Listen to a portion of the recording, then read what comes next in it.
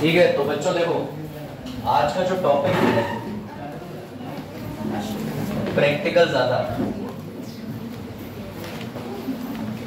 ठीक है, सेटल हो जाइए आराम से, बाकी लोग आ ही रहे हैं।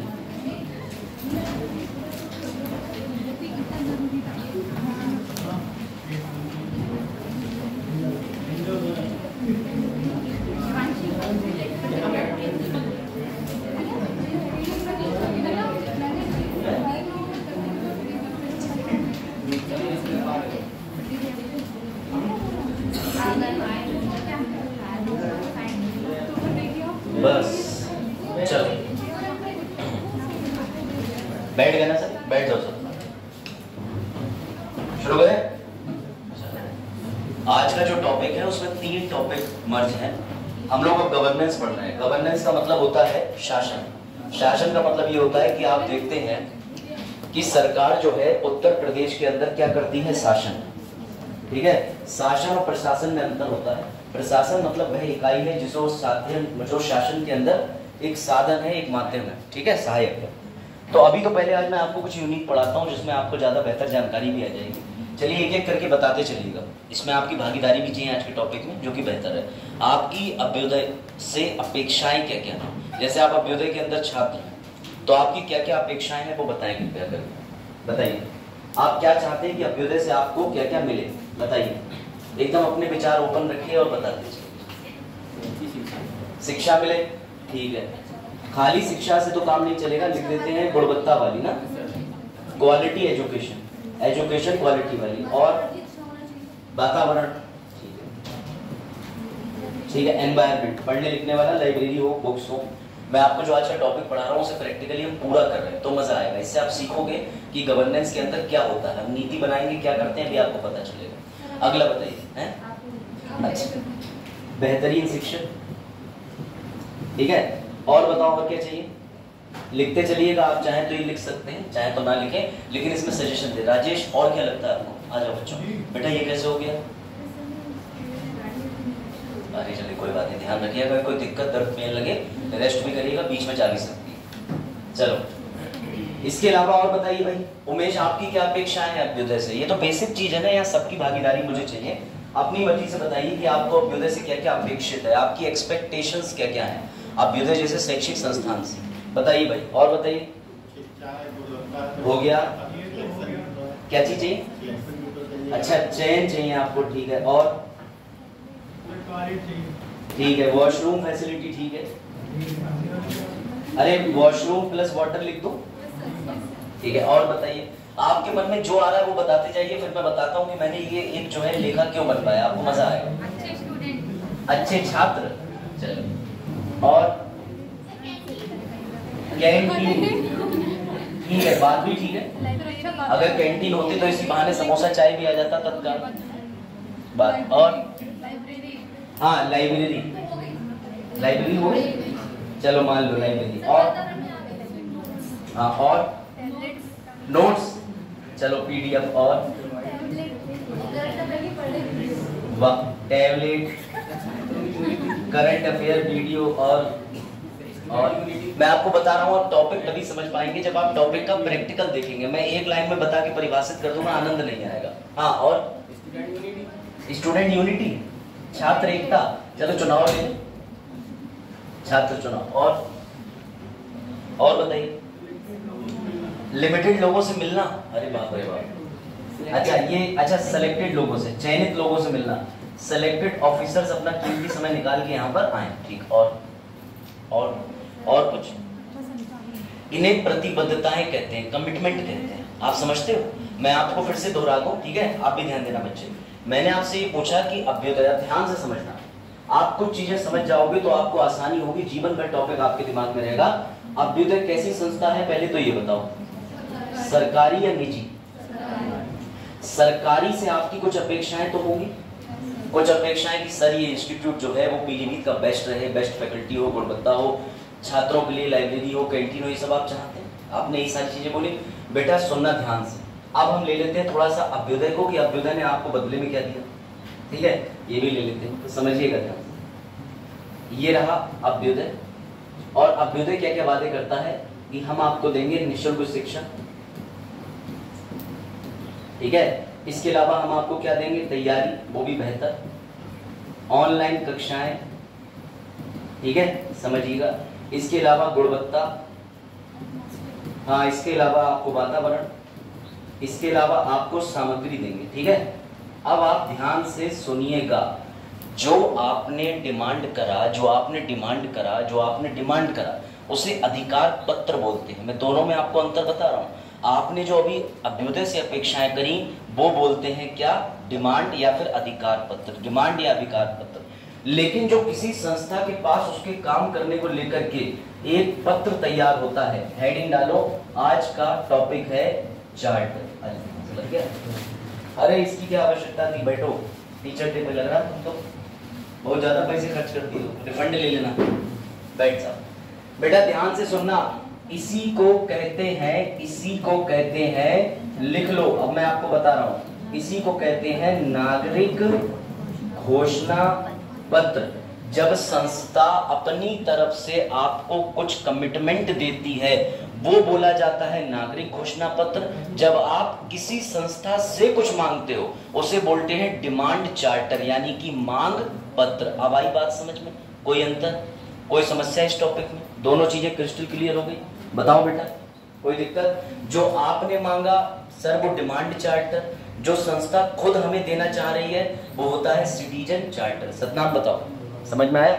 सतनाम ने अपने पापा को लिस्ट बना के दी कि मुझे एक आईफोन चाहिए और मुझे 150 रुपए प्रतिदिन चाहिए, प्रति माह भी नहीं, उसके अलावा मुझे बाइक चाहिए, KTM। और भैया बातें मत करो, बातें कौन कर रहा बच्चों, इधर बातें मत करो। अब इन्होंने जो अपने पिताजी से मांग करी वो डिमांड पत्र हो गया, लेकिन इनके पिताजी ने बदले में क्या दिया, पुरानी CD डीलक्स 20 साल पुरानी, ठीक है। उसके अलावा आईफोन की जगह पर एक कीपैड वाला फोन और 150 रुपए की तरह 1.5 रुपए प्रतिदिन इनके बांध दिए और महीने उठा के 45 रुपए दे दिए गए। तो बेटा जो आप मांग करें वो डिमांड चार्टर होता है, जो आपको बदले में मिले वो सिटीजन चार्टर होता है। अब आपको मैं कमाल की बात बताऊं, ये आप में से बहुत कम लोग जानते होंगे, कभी आपने दूध का पैकेट खरीदा है? उस पर लिखा होता है 100% शुद्धता। कभी आपने पार्ले जी खरीदा है? उस पर लिखा होता है 100% ग्लूकोज। कभी आपने मोर्टीन खरीदी है, लिखे भैया मारे मच्छर रात भर, लिखा होता है। ये सब पता है क्या होता है? These all things are citizen charter। जब कोई भी कंपनी, जब कोई भी संस्था अपनी तरफ से कुछ प्रतिबद्धता देती है, कुछ कमिटमेंट देती है, उसे कहते हैं चार्टर। अब आई बात समझ में? और उसी टॉपिक को आज हम पढ़ने जा रहे हैं। तो इस टॉपिक को पढ़ने से पहले मैं एक बार आपको पुनः रिपीट करा दूं, आप लिख लीजिए कि आज का टॉपिक है सिटीजन चार्टर। कुछ बिंदु लिख लीजिए। सबसे पहला, सरकारी संस्थाओं द्वारा, ठीक है, समझिएगा, प्रतिबद्धताएं, इसमें होती हैं प्रतिबद्धताएं। प्रतिबद्धताएं क्या होता है, तो इसको आप कंफ्यूज ना हो, इसको लिख लें कमिटमेंट। कमिटमेंट को आप अगर तब भी नहीं समझ पा रहे तो ऐसे समझ लें कि वायदे, जो भी कंपनी आपसे कहती है। मेरी एक कंपनी है, मैंने एक कंपनी खोली और मान के चलिए मैं सरकारी हूँ, और मैं क्या बनाता हूँ, मैं एक बुक बनाता हूँ, सरकार की हर साल बुक निकलती है, ईयर बुक बनाता हूँ। तो मेरे पास एक चार्टर होगा जिसके अंदर मेरे काम करने की पूरी प्रणाली लिखी होगी। ऐसे हर सरकारी विभाग की प्रणाली होती है, लेकिन हम और आप जानते ही नहीं है। मैं आपको उदाहरण दूं, आप कभी जिला समाज कल्याण कार्यालय जाइए और उनसे पूछिए, आ जाओ बेटा, उनसे पूछिए कि हमें आपके कार्यालय का सिटीजन चार्टर चाहिए। क्या चाहिए? Citizen charter. वो घबरा जाएंगे, वो कहेंगे एक दिन में कैसे उठ के आ गए। इसका मतलब आपका विभाग क्या कमिटमेंट करता है, क्या करता है आपका विभाग, क्यों करता है, किस लिए करता है। अगर कोई सरकारी संस्था की ABCD हिस्ट्री ज्योग्राफी जाननी है तो आप डिमांड कर ले उसका सिटीजन चार्टर। कोई डाउट? सर हमें रेलवे जानना है, रेलवे अपना सिटीजन चार्टर कितना प्यारा बनाती है। आप जाते हो टीवी पे, आपको लाल रंग के अक्षर दिखते हैं, ये ट्रेन आने वाली है, ये ट्रेन जाने वाली है, सिटीजन चार्टर। जो भी सरकारी संस्था अपने काम करने की प्रणाली को कमिटमेंट के साथ नागरिक तक पहुंचा दे या नागरिक उस तक पहुंच पाए, उसी को कहते हैं सिटीजन चार्टर। बात आई समझ में? यार सर ये किन संस्थाओं का होगा? सदैव सरकारी संस्थाओं का होगा, क्योंकि हम ये पॉलिटी के गवर्नेंस भाग के अंदर पढ़ रहे हैं। और अगर आपको ये देखना है, बैंक देख लीजिए, हर बैंक का अपना एक टैगलाइन है। आपको क्या लगता है, आज आपको एक बड़ी चीज समझ आएगी कि कोई भी संस्था का एक लोगो होता है और साथ में एक जो होता है वाक्य होता है ना। जैसे हमारी जो संस्था है UPSC, इसका है शीलम परम भूषणम। तो ये प्रतिबद्धता कर रहा है कि जो भी यूपीएससी का एस्पिरेंट हमारे यहाँ आएगा वो बाई कैरेक्टर बड़ा स्ट्रॉन्ग होगा। तो ये भी क्या है, सिटीजन चार्टर है। अब कोई भी ऐसा कमिटमेंट, कोई भी ऐसा वायदा, कोई भी ऐसा प्रतिबद्धता जो कोई सरकारी संस्था करती है उसे आप बोलोगे सिटीजन चार्टर। बात आई समझ में? अब इसके विकास की ओर बढ़ेंगे और देखेंगे ये अनिवार्य क्यों है। तो ध्यान से सुनना। यहाँ एक वर्ड है प्रतिबद्धता, कमिटमेंट। अब अभय के दिमाग में आया कि ये कमिटमेंट जो है वो हमें क्यों देना चाहिए, क्यों कोई सरकारी कंपनी आगे आके कहे कि मैं ऐसा करूंगा, तो उसके पीछे आशय समझिए। आशय क्या है, इंटेंशन क्या है, समझिएगा। सिटीजन चार्टर को मैं इसे सीसी बोलूंगा आपसे, सिटीजन चार्टर। हम इसके बारे में पढ़ने जा रहे हैं, ये क्या है, ठीक है। और दूसरी बात यह है ये कैसे बना एवं क्यों बना। मेरी इस विषय को पढ़ाने की अप्रोच थोड़ी भिन्न रहेगी पॉलिटी के मुकाबले। मैं कोशिश करूंगा कि आपको उदाहरण ज्यादा दूं और चीजें समझाने का प्रयास करूं, क्योंकि गवर्नेंस उदाहरण पे चलता है। अभी आप देखेंगे, मैं आज आपको बताऊंगा कि योगी जी ने 8 लाख रुपए की जो घोषणा करी है कि जितने भी सोशल मीडिया प्रभाव डालने वाले इन्फ्लुएंसर्स होते हैं, तो उन्हें सरकार खुद 8 लाख रुपया देना चाह रही है। क्यों देना चाह रही है? ताकि वो सरकारी नीतियों के क्रियान्वयन का पालन करें, उन्हें जन जन तक पहुंचाएं। कोई बुराई नहीं, लोकतंत्र कहता है कि व्यक्ति की आवाज होना चाहिए, और आजकल हमारी आवाज क्या है, सोशल मीडिया। तो अगर ऐसे में आपकी सोशल मीडिया पर आवाज बोलने के लिए आपको पैसा दिया जा रहा है, तो मैं इस सरकार की कार्यप्रणाली से संतुष्ट हूँ। बात आई समझ? चलो, तो बेटा याद रखना, अगर कभी प्रश्न आ जाए कि सिटीजन चार्टर क्या है, नागरिक घोषणा पत्र क्या है, तो आप अपनी मेंस की कॉपी में से 3 बिंदु बनाएं। तो सबसे पहले आप क्या लिखेंगे, सर ये क्या है, एक दस्तावेज। कैसा दस्तावेज है सर? ये सरकारी दस्तावेज। कोई दिक्कत? ऐसे बिंदु बनाते चलिए, नोट बनाते चलिए, चार्ट बनाते चलिए। सर नागरिक घोषणा पत्र क्या है? कोई भी सरकारी संस्था द्वारा कमिटमेंट, प्रतिबद्धता कि हम इसके लिए बने हैं, हम ऐसा करेंगे, इसे कहलाते हैं सिटीजन चार्टर। कोई दिक्कत? कोई दिक्कत? कोई दिक्कत? चार्टर हर जगह होता है। सरकारी कंपनियां जब चार्टर देती हैं तो इसे किसी देश का सिटीजन चार्टर बोला जाता है। आप मैकडॉनल्ड पे जाएंगे तो लिखा हुआ होगा 100% वेजिटेरियन, असली टेस्ट। केएफसी पे जाएंगे, हमारे यहाँ नॉनवेज जो मिलता है वो फ्रेश एंड डिलीशियस, इसका मतलब ताजा और स्वादिष्ट मिलता है। तो ये किसी संस्था का है। और पता है ऐसी प्रतिबद्धता करके संस्था क्या कर लेती है? संस्था ऐसी प्रतिबद्धता करके खुद को बाध्य कर लेती है। कैसे बाध्य कर लेती है? अब अगर केएफसी में जो नॉनवेज है वो डिलीशियस नहीं हुआ और फ्रेश नहीं हुआ, तो आप जाओगे काउंटर पे और क्या कहोगे, तुमने हमें गलत माल सप्लाई कर दिया। तो बेटा सिटीजन चार्टर जो है वो आपके लिए इतनी बड़ी चीज है कि आप किसी सरकारी संस्था पर वाद यानी कि केस दायर कर सकते हो। अभी समझेंगे इसको, बड़ा इंटरेस्टिंग है। तो ये क्या होता है बच्चों? ये सरकारी दस्तावेज होता है, ठीक है। ये किसके लिए होता है? तो बेटा ये जनता के लिए होता है। लेकिन याद रखिएगा, जनता में भी कौन? कोई अमेरिका का नागरिक आकर के कह दे कि तुम्हारी रेलवे लेट हो गई, मुझे इस पे केस करना है, तो बेटा उसके लिए अधिकार नहीं होते। वो किसी कोर्ट में जाके हमारी सरकार से मांग नहीं कर सकता, क्योंकि ये केवल और केवल किसके लिए होते हैं? नागरिकों के लिए। इसीलिए इसका नाम समझिए क्या है, नागरिक घोषणा पत्र। अब आई बात समझ में? ये कंसेप्ट है, इसको समझ लीजिए। यूपीएससी मेंस में सिर्फ यही क्वेश्चन दाग चुका है कि सिटीजन चार्टर का विकास एवं सिटीजन चार्टर बताइए। तो आप बताने से पहले 3 चीजें जानेंगे, ये क्या होता है और ये कैसे बनता है, क्यों होता है, यही 3 चीजें तो जानेंगे। तो आइए बेसिक चीज समझते हैं। अब ये चीज समझ में आ गया, कैसा दस्तावेज होता है? सरकारी। इस सरकारी दस्तावेज किसके लिए होता है? जनता के लिए। जनता में गैर नागरिक या नागरिक के लिए? सर नागरिक के लिए। इस दस्तावेज के अंदर क्या होती हैं? तो शब्द लिख लीजिए हिंदी में, प्रतिबद्धताएं। प्रतिबद्धताएं, कमिटमेंट्स, अंग्रेजी वाले कमिटमेंट्स। आपको एक एक वर्ड जो है वो एमसीक्यू और मेंस में मदद करेगा। ये कुंजी शब्द है, आपका पूरा आंसर फ्रेम होगा सिटीजन चार्टर पे। आज आरटीआई में बताऊंगा आपको। मैं एक एक बच्चे से पूछता चलूंगा, डाउट हो तुरंत बताएं। क्लास इंटरेक्टिव रहनी चाहिए एवं आप में से प्रत्येक बच्चे को समझ में आना चाहिए, यही मेरा उद्देश्य, ठीक है। चरण, सिटीजन चार्टर सरकारी हो सकता है कि गैर सरकारी? Very good. वो क्या लिखा है वहां पर? दस्तावेज वो भी सरकारी, ठीक है। बताइए, क्या कोई कंपनी या कोई सरकारी संगठन अपना दस्तावेज जो है वो मौखिक दे सकती है? नहीं सर। अगर मौखिक शब्द आया होता तो आप यहाँ लिख देते मौखिक। मैंने कहा कि ये चार्टर है, कहीं लिखा हुआ है, कहीं चिपका हुआ है, कहीं किसी कंपनी के पास में रखा हुआ है। सर इस चार्टर को हम कैसे प्राप्त कर सकते हैं? आप चले जाइए जिला समाज कल्याण, चले जाइए ग्राम पंचायत, चले जाइए रेलवे, चले जाइए सरकारी बैंक, और उससे कहिए आपकी बैंक करती क्या है, मुझे सिटीजन चार्टर चाहिए। तो पहले तो वो जाएंगे और रजिस्टर के अंदर एक धूल लगा हुआ पन्ना निकाल के लाएंगे और आपके हाथ में रख के कहेंगे, भाई साहब आप 50 साल के करियर में पहले ऐसे हो जो आज नागरिक घोषणा पत्र मांग रहे हो, हमारी बैंक ये करती है, हमारी बैंक का वादा बाकी सबकी जगह ब्याज कम। जियो चलाते हैं, जियो सरकारी नहीं है, लेकिन उसके पास अपना एक घोषणा पत्र जैसा ही कुछ है। क्या कि हम बाकी सबके मुकाबले टैरिफ सस्ता रखेंगे, ट्रू वॉइस देंगे, अनलिमिटेड डेटा देंगे, बाकियों से सस्ता देंगे, और इसी पर बुनियादी ढांचे पर पूरी कंपनी चलती है। अगर कोई सरकारी संगठन या कोई संस्था है, उसने कुछ प्रतिबद्धता, कुछ कमिटमेंट कर दिए हैं, तो आप उसके इस कमिटमेंट को चैलेंज कर सकते हो। ये बात आई समझ में? अच्छा, आगे बढ़ते हैं। तो ये बनता कैसे है, तो सुनिए जरा। इसको बनाने के लिए सरकारी संगठन जिम्मेदार है। सरकारी संगठन जिम्मेदार है जो अपेक्षाओं को मूर्त रूप देते हैं। अपेक्षाओं को मूर्त रूप का मतलब समझ रहे हैं सर? हिंदी आपकी ज्यादा ही होगी तो समझिए। अपेक्षाओं को मूर्त रूप का मतलब होता है कि आप ड्रीम्स कम ट्रू, यानी जो आपने एक्सपेक्टेशन करी है कि सरकारी संस्था बहुत अच्छी हो, इनको असल रूप देना, इनको रियलिटी में, वास्तविकता में लाना, ये काम है सिटीजन चार्टर का।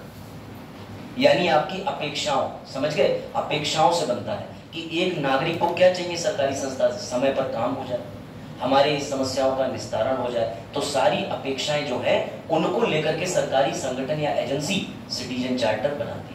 जैसे अभी मैंने अभ्युदय का उदाहरण दिया, तो आपके अभ्युदय से अपेक्षा क्या थी? वातावरण, अच्छे शिक्षक, अच्छी फैकल्टी, अच्छा माहौल, अच्छी पढ़ाई, सब कुछ। तो आपकी अपेक्षाएं सरकारी एजेंसी कागज में लिख लेगी, उसके बाद जब बैठेगी और सिटीजन चार्टर अभ्युदय का बनाएगी तो उसमें सारी बातें डालने का प्रयास करेगी, और अगर कुछ रह जाएगा तो देखेगी कि इससे क्या नतीजा निकल रहा है समाज में। बात आई समझ में या नहीं? लिखा आपने, अपेक्षा लिख लिया, इसे एक्सपेक्टेशंस कहते हैं। चलो, क्यों बनाएगी? क्यों? अब सुनो जरा, ये जो क्यों है ये इतना खतरनाक है बच्चे, सबसे ज्यादा खतरनाक ये क्यों है। क्यों? क्योंकि अगर तुम किसी नागरिक से पूछोगे कि जिला समाज कल्याण कार्यालय वाले क्या करते हैं, ये वो तुम्हें क्यों बताएं, तो वो कहेगा क्योंकि DSW से लेके नीचे तक सब लोग मेरा दिए हुए टैक्स से तनख्वाह लेते हैं, और जब मेरे दिए हुए टैक्स से तनख्वाह लेते हैं तो उनकी जवाबदेही किसके प्रति है? मेरे प्रति। तो तुम्हारे पिताजी को भी बताना पड़ेगा ऑफिस के अंदर बैठ के कि तुम काम करते क्या हो। बात समझे या नहीं? सिटीजन चार्टर जनता के द्वारा एक जवाबदेही का सिद्धांत तय करता है सरकारी संगठनों के ऊपर कि क्योंकि हम तुम्हें जो पैसा दे रहे हैं वो हमारे पिताजी या हमारे द्वारा दिए हुए टैक्स से तुम वेतन प्राप्त करते हो, इस वेतन के प्रति तुम्हारे उत्तरदायित्व बनते हैं, इसीलिए सिटीजन चार्टर अपनी संस्था का बनाओगे और हमें बताओगे कि तुम करते क्या हो। बात आई समझ में या नहीं? अब आई तो लिखिए भैया, क्यों बनाते हैं? क्योंकि बेटा जनता के प्रति जवाबदेही। और मैं कल से एक शब्द चीख रहा हूं, दो शब्द चीख रहा हूं, अकाउंटेबिलिटी, ट्रांसपेरेंसी। जहां भी शासन आएगा आप पूरा गवर्नेंस पढ़ना, दो शब्द अपने दिमाग में चिपका लो, हाथ पे गुदवा लो, अकाउंटेबिलिटी, गवर्नेंस। जहां तुम्हें गवर्नेंस के कोई क्वेश्चन का मेंस में आंसर ना बने, स्टार्टिंग लाइन ही करना कि गवर्नेंस तय करता है जवाबदेही, पारदर्शिता। ये शुरुआत होनी चाहिए। पहले इतना नोट करिए, फिर मैं और समझाता हूँ। देखिए कंसेप्ट है, ये विचार है, ये पॉलिटी की तरह नहीं है कि आर्टिकल 52 में राष्ट्रपति आ गया। यहाँ मुझे आपको समझाना पड़ेगा कि सिटीजन चार्टर का भविष्य क्या है, ये विफल क्यों हो गया, ये सफल क्यों हो गया, और अगर सबसे पहले विश्व में बना तो उसकी क्या भूमिका है।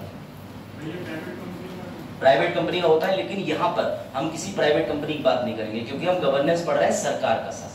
लेकिन होता हर कंपनी का अपना है। कैसे होता है? इसे कहते हैं SOP के रूप में जाना जाता है। आप आज जाइए किसी कंपनी में काम करने, जैसे मान के चलो तस्लीम की नौकरी लग जाए, आज की डेट में कंपनी है बहुत बड़ी, TCS, टाटा कंसल्टेंसी सर्विस, तो वो लोग एग्रीमेंट करेंगे। एग्रीमेंट के अंदर एक लिखा हुआ होगा, एक चार्टर, जिसमें बताएंगे हमारी कंपनी करती क्या है, तुम्हारा मन है तो जुड़ो। क्योंकि पता चला ये अगला व्यक्ति तो कंपनी में जुड़ गया, बाद में पता चला वो वैश्यावृत्ति करते हैं, ये कहेगा तुमने बताया नहीं, बोले तुमने पूछा नहीं। तो इसीलिए हर कंपनी का क्या होना चाहिए? चार्टर होना चाहिए। आपका भी एक चार्टर होता है, बस आपने आघोषित कर रखा है। कैसे? आप अपने मित्र से कहते हो, ओए देख मुझे तो पापा कह रहा है वो सही है, लेकिन मैं तुझे पापा नहीं कहूंगा, मेरा कमिटमेंट है। और वो जो लड़की मुस्कुरा दी वो तेरी भाभी है, ये मेरा घोषणा पत्र है। तो मौखिक जो है, आपके मौखिक चार्टर होते कि नहीं होते? लेकिन जब ऐसा चार्टर कोई सरकार बनाए, कोई सरकारी संगठन बनाए, तो वो कहलाता है सिटीजन चार्टर, यानी कि नागरिक घोषणा पत्र। अब बात आई समझ में या नहीं? ये हर विभाग का होता है सर, बैंकों का सरकारी होता है, रेलवे का होता है, जो भी सरकारी संस्था है उसका हमेशा आपको क्या मिलेगा? Citizen charter. कई जगह तो ये दीवारों पे चिपका होता है, लिखा होता है कि हमारी संस्था प्रतिबद्ध है आपको गुणवत्ता शिक्षा देने में, आपको ये देने में, आपको वो देने में, और पता चला उसी के ऊपर पान की 2 पीक है, नीचे लिखा हुआ है थूकना मना। तो ऐसा भी होता है, याद रखिएगा, ठीक है? चलो भाई, जिन्हें डाउट है एक बार फिर से देख लीजिए, मैं रिपीट कर दे रहा हूं। आज का जो टॉपिक है बेटा उसका नाम है नागरिक घोषणा पत्र। तो अगर इसको वन लाइन में समराइज करें तो ध्यान रखिएगा ये क्या होता है। तो सर ये एक दस्तावेज होता है जो कि लिखित होता है, लिखित का मतलब रिटिन होता है। सर ये किसके लिए होता है? सरकारी संगठनों के लिए, सरकारी संगठन एवं सरकारी संस्थाओं के लिए होता है। सर इसमें क्या होता है बेटा, कभी मत भूलना, इसमें प्रतिबद्धताएं होती हैं। सर ये प्रतिबद्धताएं क्या होती हैं? इसका मतलब होता है कमिटमेंट। कमिटमेंट मतलब सर जो सलमान खान कहता है, एक बार जो मैंने कमिटमेंट कर दी उसके बाद मैं किसी की नहीं सुनता। सरकार का उल्टा है, एक बार क्या 100 बार जो मैंने कमिटमेंट कर दी वो मैं कभी पूरी नहीं करती। ये सरकारी कमिटमेंट है ना। हाँ वादे करके भूल जाते हैं। और बेचारी आम जनता अरे अरे अरे अरे कोई बात नहीं, इस बार सरकार कुछ नया करेगी। हाँ इस बार तुम्हें नए तरीके से बेवकूफ बनाने का प्रयास करेगी, है ना। तो कहते नहीं है कि एक कहावत बन गई थी एक समय प्रयागराज के अंदर कि लड़की सरकार और ट्रेन ठीक है अच्छे होते, ठीक है। यानी ऐसा कहावत रहती है, स्टूडेंट प्रचलन की मैं बात बता रहा हूँ। ऐसी कहावतों को, कुप्रथाओं को, स्टूडेंट टाइप को तोड़ दे। मेरी कहावत दूसरी, मैं तो कहता हूँ लड़का, समझ गए। सबसे पहले आजकल तो लड़कों के कमिटमेंट चेंज होते रहते हैं। इंस्टाग्राम स्टोरीज देखते हो कि नहीं देखते हो? सर आप तो है नहीं इंस्टाग्राम पे, नकली आईडी तो बनाई जा सकती है। सर एंजल प्रिया नहीं, वो भी नहीं, इतनी भी नकली नहीं बनानी कि कोई विश्वास ही ना करे। अब सोचो जिसका नाम सच में प्रिया है वो एंजल लगा रही है अपने नाम से, लोग कह रहे हो फेक एंजल प्रिया, रिचार्ज मांगेगी। अब प्रिया का जीवन इसी उम्मीद किया। चलो अब बढ़े आगे, अब आ जाओ, अब ध्यान देना। तो सबसे पहले तुम्हारे दिमाग में एक चीज आनी चाहिए कि सर शासन, हाँ कि शासन क्या होता है। हर वो काम जो सरकार करती है, और सरकार ने शासन करने के लिए ही एक पत्र बनाया है जिसका नाम क्या है? Citizen charter. वो नागरिकों को बताना चाह रही है कि हम शासन कैसे करते हैं। कोई डाउट? कोई डाउट? समझना, बाद में देखना पेपर इधर। गुड गवर्नेंस, ट्रांसपेरेंसी, अकाउंटेबिलिटी, ये दोनों सब आने ही आने चाहिए। चलो अब इसका इतिहास समझे। अभी भी कोई बच्चा ऐसा बताओ जिसको सिटीजन चार्टर कतई समझ में ना आया हो। एक बार में तो बाउंसर जाता ही जाता है। जब आप पहली बार बल्ला उठाते हो और आप अपने दोस्त से कहते हो देख अभी कैसे छक्का मार के आता हूँ, और जीरो पे आउट होने के आप भी जानते हो कि आउट भी हो सकता हूँ, लेकिन आप डर से बोल नहीं रहे होते हो। तो ये तो कक्षा है, ग्राउंड नहीं है। यहाँ डर से नहीं, बिल्कुल भय मुक्त उत्तर प्रदेश की तरह बोले। ये आपको नहीं समझ आया हो तो मैं दोबारा रिपीट कर सकता हूँ। बताइए, अगर चार्टर नहीं समझ में आया हो तो एक बार और हो जाए, क्योंकि क्लास को हम लोग ऐसे सोचोगे ट्रेन के सारे डिब्बे बराबर नहीं चलेंगे तो बस एक्सीडेंट हो जाएगा। तो सारे डिब्बे एक बार बराबर हो जाए। हाँ फिर मैं आपको जॉन रॉल्स का आरक्षण पर एक बड़ा अच्छा विचार बताता हूँ, आप खुश हो जाएंगे। हाँ भाई, किसी को सिटीजन चार्टर समझने में, इधर बच्चे, हाँ बताओ, मैं पूछूं फिर सिटीजन चार्टर क्या होता है बेटा? जो आपको समझ आया अपनी भाषा में बताओ क्या होता है सिटीजन चार्टर। और बोलो जरूर, सर नहीं आ रहा हो बोलो, लेकिन बोलो जरूर। हाँ बेटिया एक बार ठीक, आप कुछ आया समझ? कोई नहीं, चलो इधर सिटीजन चार्टर क्या होता है? तीनों में से कोई भी संस्था या केवल सरकारी संस्था? सरकारी संस्था जब कुछ प्रतिबद्धताएं, कमिटमेंट या घोषणा करती है उसे सिटीजन चार्टर कहते हैं। ये नागरिकों के कल्याण या नागरिकों के लिए होती है कि देखो हम क्या करते हैं ये बताना इसका उद्देश्य होता है। बताओ समझ आ गया? इधर एकदम क्लियर हो गया? हाँ, कमिटमेंट या वायदा या बाध्यता। जैसे आपने कहा कि मैं तुमसे जरूर शादी करूंगा, मेरी नौकरी लग जाए। अब ये कमिटमेंट जो है ये झूठा भी हो सकता है, सच भी हो सकता है। ऐसी हमारी सरकारी संस्था, बस यही तो मैं कह रहा हूँ कि नौकरी ना लगे तो। और ऐसा होता है सरकारी चार्टर को ज्यादातर लोग वरीयता देते ही नहीं है। क्यों? मुझे आज तक बता दो तुम में से कितने लोग हैं जो बैंक जाकर के बैंक का चार्टर देख के आए हो कि बैंक पहले ये बताओ चार्टर देखा है आपने? वहां पे लगा हुआ है तो नजर पड़ गई, अच्छा ये किसने पेंटिंग बनाई यार, ये तो गुटके के निशान है। ओह ऊपर क्या लिखा है? चार्टर। ऐसे इस बिटिया ने डिस्कवर करा घोषणा पत्र। चल अब आगे बढ़े। तो अब तुम्हारे दिमाग में ये जरूर आया होगा कि ये घोषणा पत्र की बीमारी सरकार के दिमाग में घुसी कहां से। तो मैंने बताया चाहे मौलिक अधिकार हो वो भी हम विदेश से पहले सबक सीख गए थे। ये चार्टर की अगर हम बात करें तो इस चार्टर के जन्मदाता का नाम है इंग्लैंड, और इंग्लैंड के अंदर एक प्रधानमंत्री हुआ करते थे सर मेजर जॉन। अब आप कहोगे सर जॉन मेजर या जॉन मेजर, समझो उनका नाम ही ऐसा था, आओ मिलवाते हैं उनसे। चलो तो सबसे पहले जो चार्टर का कंसेप्ट आया बेटा मैं आपको बता देता हूँ, ठीक है। चार्टर कैसा होना चाहिए ये भी समझेंगे। एक बार आप इसको पढ़ लीजिए ताकि आपको परिभाषा स्पष्ट हो। पढ़िए,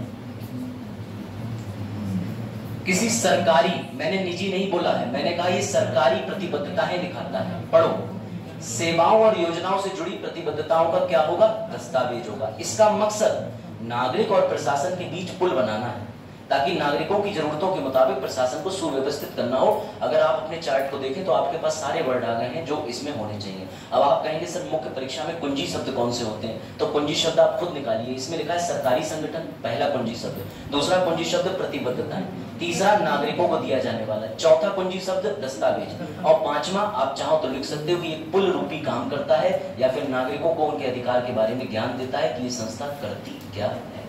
अब बताओ मेंस के आंसर में कोई दिक्कत हो? अब लिख पाओगे क्या कि सिटीजन चार्टर की परिभाषा क्या होती है? डेफिनेशन को तोड़ना ही टीचर का काम होता है और उसे तोड़ करके भूल जाना छात्र का काम होता है, लेकिन इसे उल्टा करते हैं, भूलिए नहीं। ठीक है, चलो यहां तक कोई डाउट? यशु समझ में आया? बेटा ये कंसेप्चुअल है लेकिन आपको ऐसे ही सीखना पड़ेगा क्योंकि इसका कोई सिर पैर नहीं है, आर्टिकल नहीं है इसका कोई। आरटीआई का आर्टिकल है अनुच्छेद 19, लेकिन इसका कोई आर्टिकल नहीं। चलिए भाई अब आगे बढ़ते हैं। अब अगली चीज देखिए, ये रहे, लिखते चलिए। आ जाओ आ जाइए भाई कृष्ण बात। हाँ कहीं भी बैठ जाइए, बस एक आपका टॉपिक निकला है वो ये है कि सिटीजन चार्टर की परिभाषा बता दीजिए। तो बेटा ये तुरंत लिखो जैसे मैंने लिखा है, लिखो सबसे पहली बार इंग्लैंड के अंदर ये जो पीएम जॉन था ना, ये बड़ा खतरनाक आदमी था। इसकी स्टोरी तुम्हें बताता हूं। पीएम जॉन मेजर जो था वो पता है किसकी तरह था? पीएम जॉन मेजर अपने क्लास में तो ऐसा कोई किरदार है ही नहीं, ठीक है। पीएम जॉन मेजर इतना खुरापाती आदमी था, ये भेष बदल के सरकारी कार्यालयों में जाता था। जो प्रथाएं आप देखते हो कि आज पीसीएस कोई अधिकारी जिला अस्पताल में चली गई और दवाई का पर्चा बनवा के खड़ी हो गई, बाद में कह रही हाँ आईएम एसपी एसडीएम डीएम, समझ गए, और मैंने तुम्हारी चोरी पकड़ ली। अरे चोरी क्या पकड़ ली तुमने? ठीक है, ये सोचो एक आदमी ने एक दिन के लिए तुम्हें प्रतिबद्ध कर दिया कि तुम आकर के मरीज बनो। चलो भाई, तो ये जो जॉन मेयर था ये इंग्लैंड के अंदर था, ठीक है। मैं फिर भी एक रिपीट कर दे रहा हूँ कृष्णपाल जी, सिटीजन चार्टर का मतलब ये होता है जो भी सरकारी संगठन एक दस्तावेज बना के उसमें प्रतिबद्धताएं बता देता है कि हम ये काम करते हैं, नागरिक और सरकार के बीच का एक पुल रूपी काम करता है। ऐसी जितनी भी सरकारी संस्थाएं हैं, यहाँ तक कि अभ्युदय से लेकर टीएसडब्ल्यू अपना जो है समझला सभा चल जाए, सबके पास एक नागरिक चार्टर होता है। इसको हमने बनाया भी अभी प्रैक्टिकली। बच्चों से पूछा कि तुम्हारी अपेक्षा क्या है, अभ्युदय में क्या चाहिए, फिर मैंने बताया कि अभ्युदय क्या देता है, तो ऐसे ही चार्टर अभी है बिल्कुल आगे। हाँ, इसमें सबसे नीचे लिखा है चार्टर मार्क स्कीम। तो समझना ये जॉन मेजर क्या करता था। जॉन मेजर जो है वो इंग्लैंड का प्रधानमंत्री था। ये सरकारी कार्यालयों में काम चेक करने के लिए अभय क्या करता था, खुद एक फटी सी चद्दर ली, लपेटी और बोले ऊपर वाले के नाम पे दे दे। अब इनके ऊपर वाले का मतलब होता है मैथ का एक सिंबल, समझ ही गए हो? तो भैया ये चले गए और जाने के बाद सरकारी संगठनों में जाकर के इन्होंने देखा कि सरकारी संगठन में घूस की प्रक्रिया चल रही। क्यों? जब जनता से कहा कि अरे तुम इसकी शिकायत क्यों नहीं करते, बोले कैसे कर सकते हैं, ये बाबूजी हैं और इन्हें सारे अधिकार हैं। बोले कुछ तुम्हारे भी तो अधिकार होंगे। बोले हमें मिल तो गए थे 1215 में मैग्ना कार्टा। बोले वो नहीं, संस्था तुम्हारे प्रति है क्योंकि संस्था तुमसे पैसा ले रही है, टैक्स ले रही है और तुम्हारे लिए काम कर रही है। नागरिक ने कहा ऐसा भी होता है। तब पीएम को अकल आई और पीएम ने जाकर के लागू करा चार्टर मार्क स्कीम, यानी घोषणा पत्र, ठीक है, चिन्हित स्कीम या फिर भैया आप कुछ भी कह लो योजना। इसे हिंदी में आप लिखना चाहो हिंदी में लिख लो, वरना आप इसे अंग्रेजी में रहने दें तो ज्यादा बेहतर रहेगा क्योंकि इंग्लैंड आपने लिख दिया है तो वैसे भी वो हिंदी में विश्वास नहीं करते। तो क्या बनाया 1991 के समय पर जॉन मेजर ने, ये इन्हीं के दिमाग की उपज थी जो इन्होंने बनाया चार्टर मार्क स्कीम।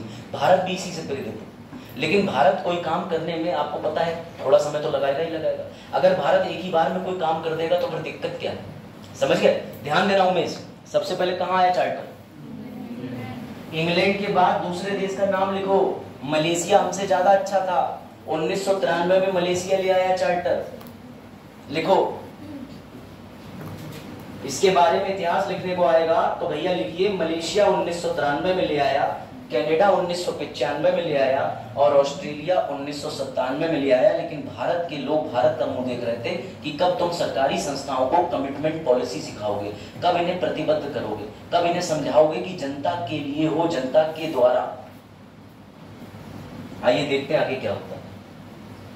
क्या भारत में चार्टर आएगा? अरे सर आया नहीं होता तो सिलेबस में क्या दुनिया पढ़ा रहे हो? हाँ भाई फोटो ले रहे हैं, रुक जाइए, पोज दें, बिजनेसमैन पोज। चलो लिख लिया, मलेशिया, कनाडा, ऑस्ट्रेलिया। तो ये सोली भारत भारत भारत नहीं दिख रहा कहीं भी। तो बेटा याद रखना इस पर मुख्य परीक्षा में प्रश्न आएगा कि सिटीजन चार्टर किसके दिमाग की उपज है? इंग्लैंड के प्रधानमंत्री जॉन मेजर की। उन्होंने क्या दिया? Charter mark scheme. अगर आप भी लल्ला विधि से नहीं समझ पा रहे हो तो घर चले जाओ, ढोलक बजाओ, छठी करवाओ, फिर आ जाओ यहाँ। ध्यान दो, ध्यान, सोना नहीं है, समझ गए? शेषम अवस्था निकल चुकी है, अप्रत अवस्था की ओर जा रहे हैं, समझना। उसके बाद किसने लागू कर लिया? मलेशिया। उसके बाद कनाडा, भारत की विदेशी राजधानी कनाडा। समझे? नहीं समझे? लिख मत लेना भारत की विदेशी राजधानी, ये व्यंग है कि सरकारों ने कनाडा को धीरे धीरे करके भारत जोड़ो योजना के तहत जोड़ ही दिया है। कनाडा में इतनी पॉपुलेशन हो चुकी है कि 10 में से 6 सरदार और 4 अंग्रेज। जब अंग्रेज पूछते हम माइनॉरिटी हो गए, ठीक है? चलो, तो बेटा याद रखना। और कनाडा में बढ़िया 16 टायरा चलाओ, 1.5 लाख रुपया कमाओ, उसके बाद दूसरे की बीवी दूसरे के बच्चों को भी पहुंचाओ, समझ रहे हो? तो सब देखो यहाँ पे, समझो। उसके बाद अगले देश का नाम लिखिए। बस बातें आप ना करें, क्योंकि आपकी बातें जो है वो टपरी वाली है, मेरी बातें जो है वो अच्छी वाली है। देखो अगली बात, ऑस्ट्रेलिया। अब ऑस्ट्रेलिया के बाद में इंडिया की टिकटिकी बांधे सब निगाहें देख रहे हैं। ऐसा नहीं इंडिया ने प्रयास नहीं करा, लेकिन इंडिया में सरकारें इतनी अस्थिर रही कि अटल बिहारी वाजपेयी जी इस दौर में प्रयास कर रहे थे, लेकिन वो 13 दिन 13 महीने 2 ही समय पर टिक पाए। एक दिन 13 दिन में सरकार गिरा के चले गए, एक दिन 13 महीने में, बोले अब बस 13 साल और टिक जाओ। खैर उसके बाद 5 वर्ष टिके। और यहाँ तक कि एक तो ऐसे भी देश के पीएम थे कि जिन्होंने कह दिया था कि अटल बिहारी वाजपेयी दोबारा आ ही नहीं पाएंगे, 13-13 का क्रम जुड़ गया इनके ऊपर। तो समझिएगा क्या हुआ।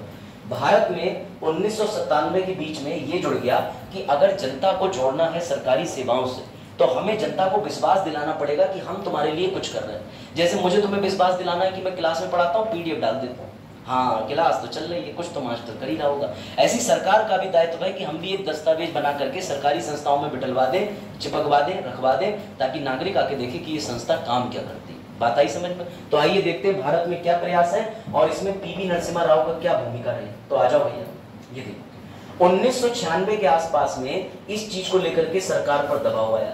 एक व्यक्ति था नरसिम्हा राव, जिसने संकल्प लिया था कि जब मेरी सरकार बनेगी, 91 के दौरान इन्होंने एलपीजी करा है, पता होना चाहिए। यही 73वां 74वां संविधान संशोधन पंचायती राज और नगर पालिका लेके आए। साथ ही पीवी नरसिम्हा राव जाने माने ज्यूरिस्ट थे, लॉ की बड़ा कमाल नॉलेज थी बंदे को। हुआ ये कि ये इस बात को समझ गए, लेकिन जब तक कि इनकी सरकार में आलसीपने के कारण काम हो पाता, सरकार बदल गई और अटल बिहारी वाजपेयी आ गए।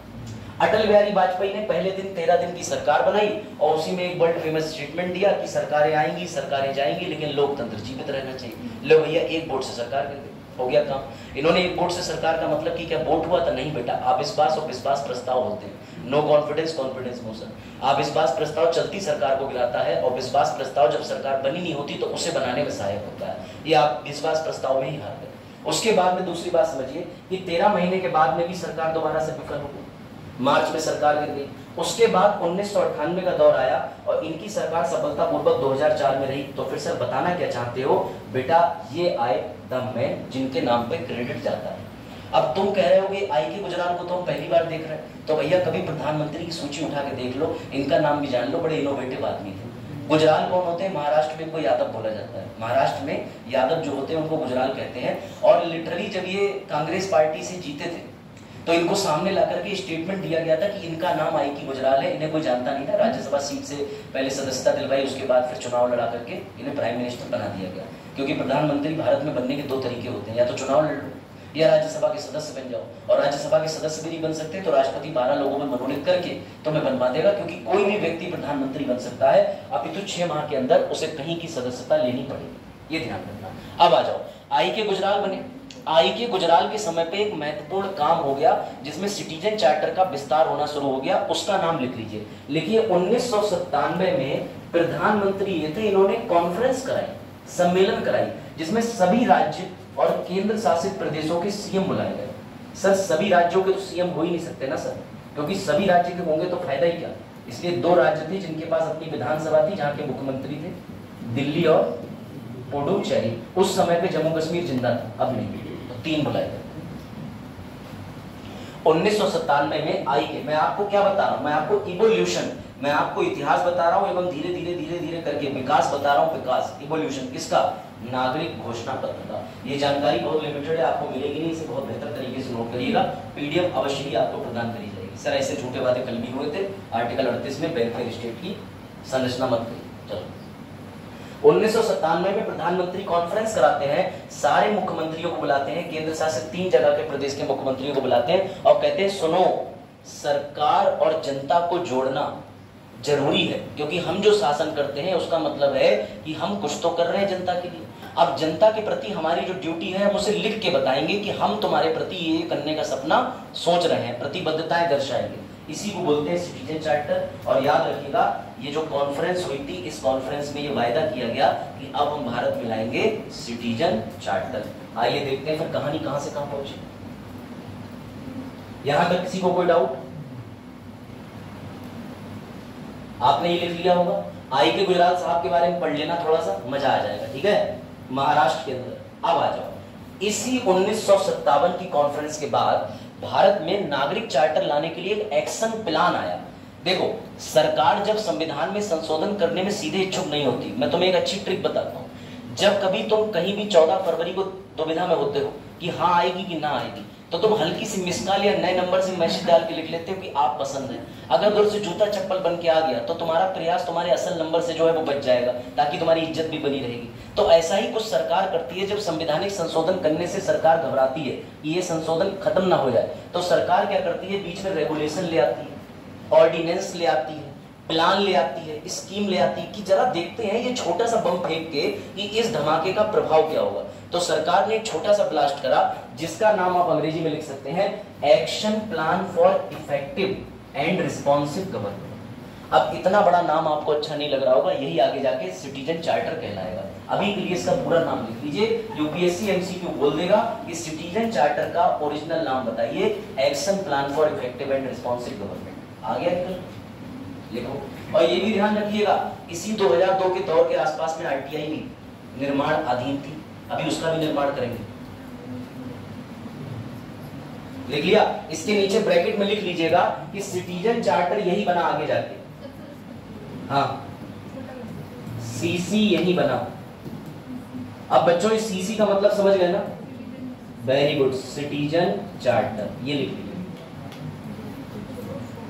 हाँ ये लो बेटा, थोड़ा छोटा कर दिया, अब और छोटा। अच्छा आपको पूरा डायग्राम बनाना है तो ठीक है, मैं पूरा डायग्राम बनवाता हूँ, ये लीजिए, ठीक है। और सुनिएगा जरा ध्यान से, ठीक है। ये सिटीजन चार्टर बना और आपको जान के ताज्जुब होगा, सरकार इतना घबरा गई, सरकार बोली किस मंत्रालय को, किस सरकारी कार्यालय को हम इस सिटीजन चार्टर के अंदर प्रतिबद्धताएं दिखाएं, क्योंकि अगर ऐसा हो गया, हाँ शुक्र है आपका फोटो नहीं आया, लोगों के क्या क्या नहीं आ रहा। चलिए ठीक है, लिख लीजिए। अब सुनिए मजे की बात, अब मजे की बात सुनिए। सरकार के पास में एक भय आ गया, सरकार बोली हमारा कौन सा ऐसा विभाग है जो पूरा कमिटमेंट कर दे जनता को कि जनता मांगे 100 और हम भी 100 दे दें। ऐसे विभाग की सूची सरकार के पास तो थी नहीं। तो कृष्णपाल बड़ा रोचक किस्सा है कि सरकार के लिए इसमें ऐसे कार्यालय जोड़ना व्यवस्था थी जो कि पब्लिक डीलिंग करते हो। तो घूम फिर के 4-5 ही थे। टेलीकॉम सेक्टर था, पीडीएस था, पीडीएस समझते हो, जो राशन आपका वितरित हो रहा है, राशन कार्ड पीडीएस के पास ही बनवाते हो जाते हैं, समझ गए। इसके लिए ऑफिसर होता है, जिला सप्लाई पूर्ति ऑफिसर होता है, ठीक, स्टेट डिस्ट्रीब्यूशन ऑफिसर। तो बेटा ये तय हुआ कि जो सीधे सीधे जनता से डील करते हैं उनके लिए चार्टर बनाया जाएगा। ऐसे में सुनिएगा ऑफिस के नाम, पोस्ट ऑफिस, बोले पोस्ट ऑफिस क्या भ्रष्टाचार करेगा, 28 रुपए लेगा, चिट्ठी दे देगा, 100% कमिटमेंट, हम करें आपकी चिट्ठी को उनके घर तक सप्लाई, तो हो गया भैया 100% पब्लिक। आप समझ गए, ज्यादा ही समझ गए। उसके बाद समझिए अगला था टेली कम्युनिकेशन, फोनबाजी। बोले हाँ भाई एक कॉल 20 रुपए में जा रही है, उस समय 19 रुपए तक कॉलेज चला करती थी, वो जमाना था। तो बोले ये भी कर दो, फिर बोले रेलवे को कर दो, क्योंकि रेलवे में क्या चोरी करेंगे, टिकट जिसने लिया है ठीक है हम उसे पहुंचाएंगे, जिसने नहीं लिया उसे उतार देंगे। तो ऐसी प्रतिबद्धताओं को देखते हुए ये कुछ वर्ग थे, कुछ ऐसे सरकारी संस्थाएं थी जिनको जोड़ा गया। और आज भी आपको इस पूरे प्रकरण की जानकारी इस वेबसाइट पर मिल सकती है, www.goicharters.nic। ये सरकारी वेबसाइट है। इस सरकारी वेबसाइट पे आपको दुनिया भर के सरकारी संस्थाओं के, खासकर आप इंडिया चूज करोगे तो आपको इंडिया में जितने सरकारी संगठन हैं जो कि चार्टर की फैसिलिटी देते हैं, सबके चार्टर आप पढ़ सकते हो। रेलवे का भी पढ़ सकते हो, टेलीकॉम का भी पढ़ सकते हो, पीडीएस का भी पढ़ सकते हो, सबका पढ़ सकते हो। ये goicharters.nic। खाली एकमात्र अमेरिका ऐसा है जिसे .com लगाने का मौका मिलता है, हम ही है। पाकिस्तान तो लिखता है .pk, बांग्लादेश भी लिखता है, सभी देश लिखते हैं, लेकिन अमेरिका का जलवा देखो www.j.com हम ही ने बनाया है। अब जैसे गूगल है, google.com में कहीं अमेरिका दिख रहा है क्या? तो वो उनके पास में फैसिलिटी, हम क्या लिखते हैं एनआईसी, और ये एनआईसी छोटी मोटी संस्था नहीं है, ये भी आपकी एनआईसी जो है प्रेस इंफॉर्मेशन ब्यूरो के अंतर्गत आती है, जो कि सारी वेबसाइटें सरकारी मैनेजमेंट करती है। एनआईसी ने हर जिले, आप अभी इंटरनेट पर डालेंगे पीलीभीत.nic तो आपको पीलीभीत की संपूर्ण जानकारी मिल जाएगी, ये एनआईसी देता ही है। इसमें भी आप चाहो तो अधिकारी बन सकते हो, यहाँ एनआईसी ऑफिसर का भी पद होता है भारत में। हाँ, डीएम नहीं बनता। हाँ, एनआईसी का मतलब आप ये समझिए जैसे आरटीआई में पीआईओ होता है, ऐसी एनआईसी होता है जो इस वेबसाइट का संरक्षण करता है, देखभाल करता है, इसकी रेगुलेशन करता है। लेकिन इस पद की कोई वैल्यू नहीं है। एक जमाने में नीली बत्ती लगा के एनआईसी एनआईसी आ गई तो लोग बोलते थे एनआईसी आ गई, कोई बात नहीं, भगाओ। तो बेटा इस पे आ जाइए, देखिए ये हो गया ऑफिस। सर मुबारक को बन गया सिटीजन चार्टर। नहीं बेटा, अभी सिटीजन चार्टर नहीं बना। सबसे पहले सिटीजन चार्टर जिन्होंने लागू करा वो बैंकें थी, और उन बैंक का नाम था Punjab National Bank, Oriental Bank of Commerce, Punjab and Sindh Bank. मैं नाम लिख दे रहा हूं। अगर आपसे पूछा जाए कि सरकार ने तो सर इन विभागों में चार्टर बनाना तय करा था, लेकिन बना नहीं पा रहे थे, परंतु ये 3 बैंकें थी जिन्होंने कहा कि हम देंगे 101% नागरिक घोषणा पत्र अपने यहाँ बना करके, और ये 3 बैंकों ने बनाया। नाम लिख लीजिए। और आपको जान के ताज्जुब होगा, आज भी बैंकों के चार्टर को ये संस्था बनाती है, जिंदा है अभी भी, इंडियन बैंकिंग एसोसिएशन, इसे प्यार से बोलते हैं आईबी, भारतीय बैंकिंग संगठन, ये बनाता है चार्टर बैंकों का। ये संस्था आज भी जिंदा है, अभी भी काम करती है। किस किस बैंक ने बनाया? तो भैया हो गया ये पंजाब नेशनल बैंक, ठीक है, मैंने हिंट के लिए लिख दिया है, अच्छी राइटिंग में आप लिख लीजिएगा। ये क्या है सर? ये है ओरिएंटल बैंक ऑफ कॉमर्स। काफी बैंकों का विलय हो गया, ये बैंक का बड़ौदा में चली गई, लेकिन हम बैंकों का राष्ट्रीयकरण नहीं पढ़ रहे। Oriental Bank of commerce. उसके बाद आ जाओ पंजाब एंड सिंध बैंक।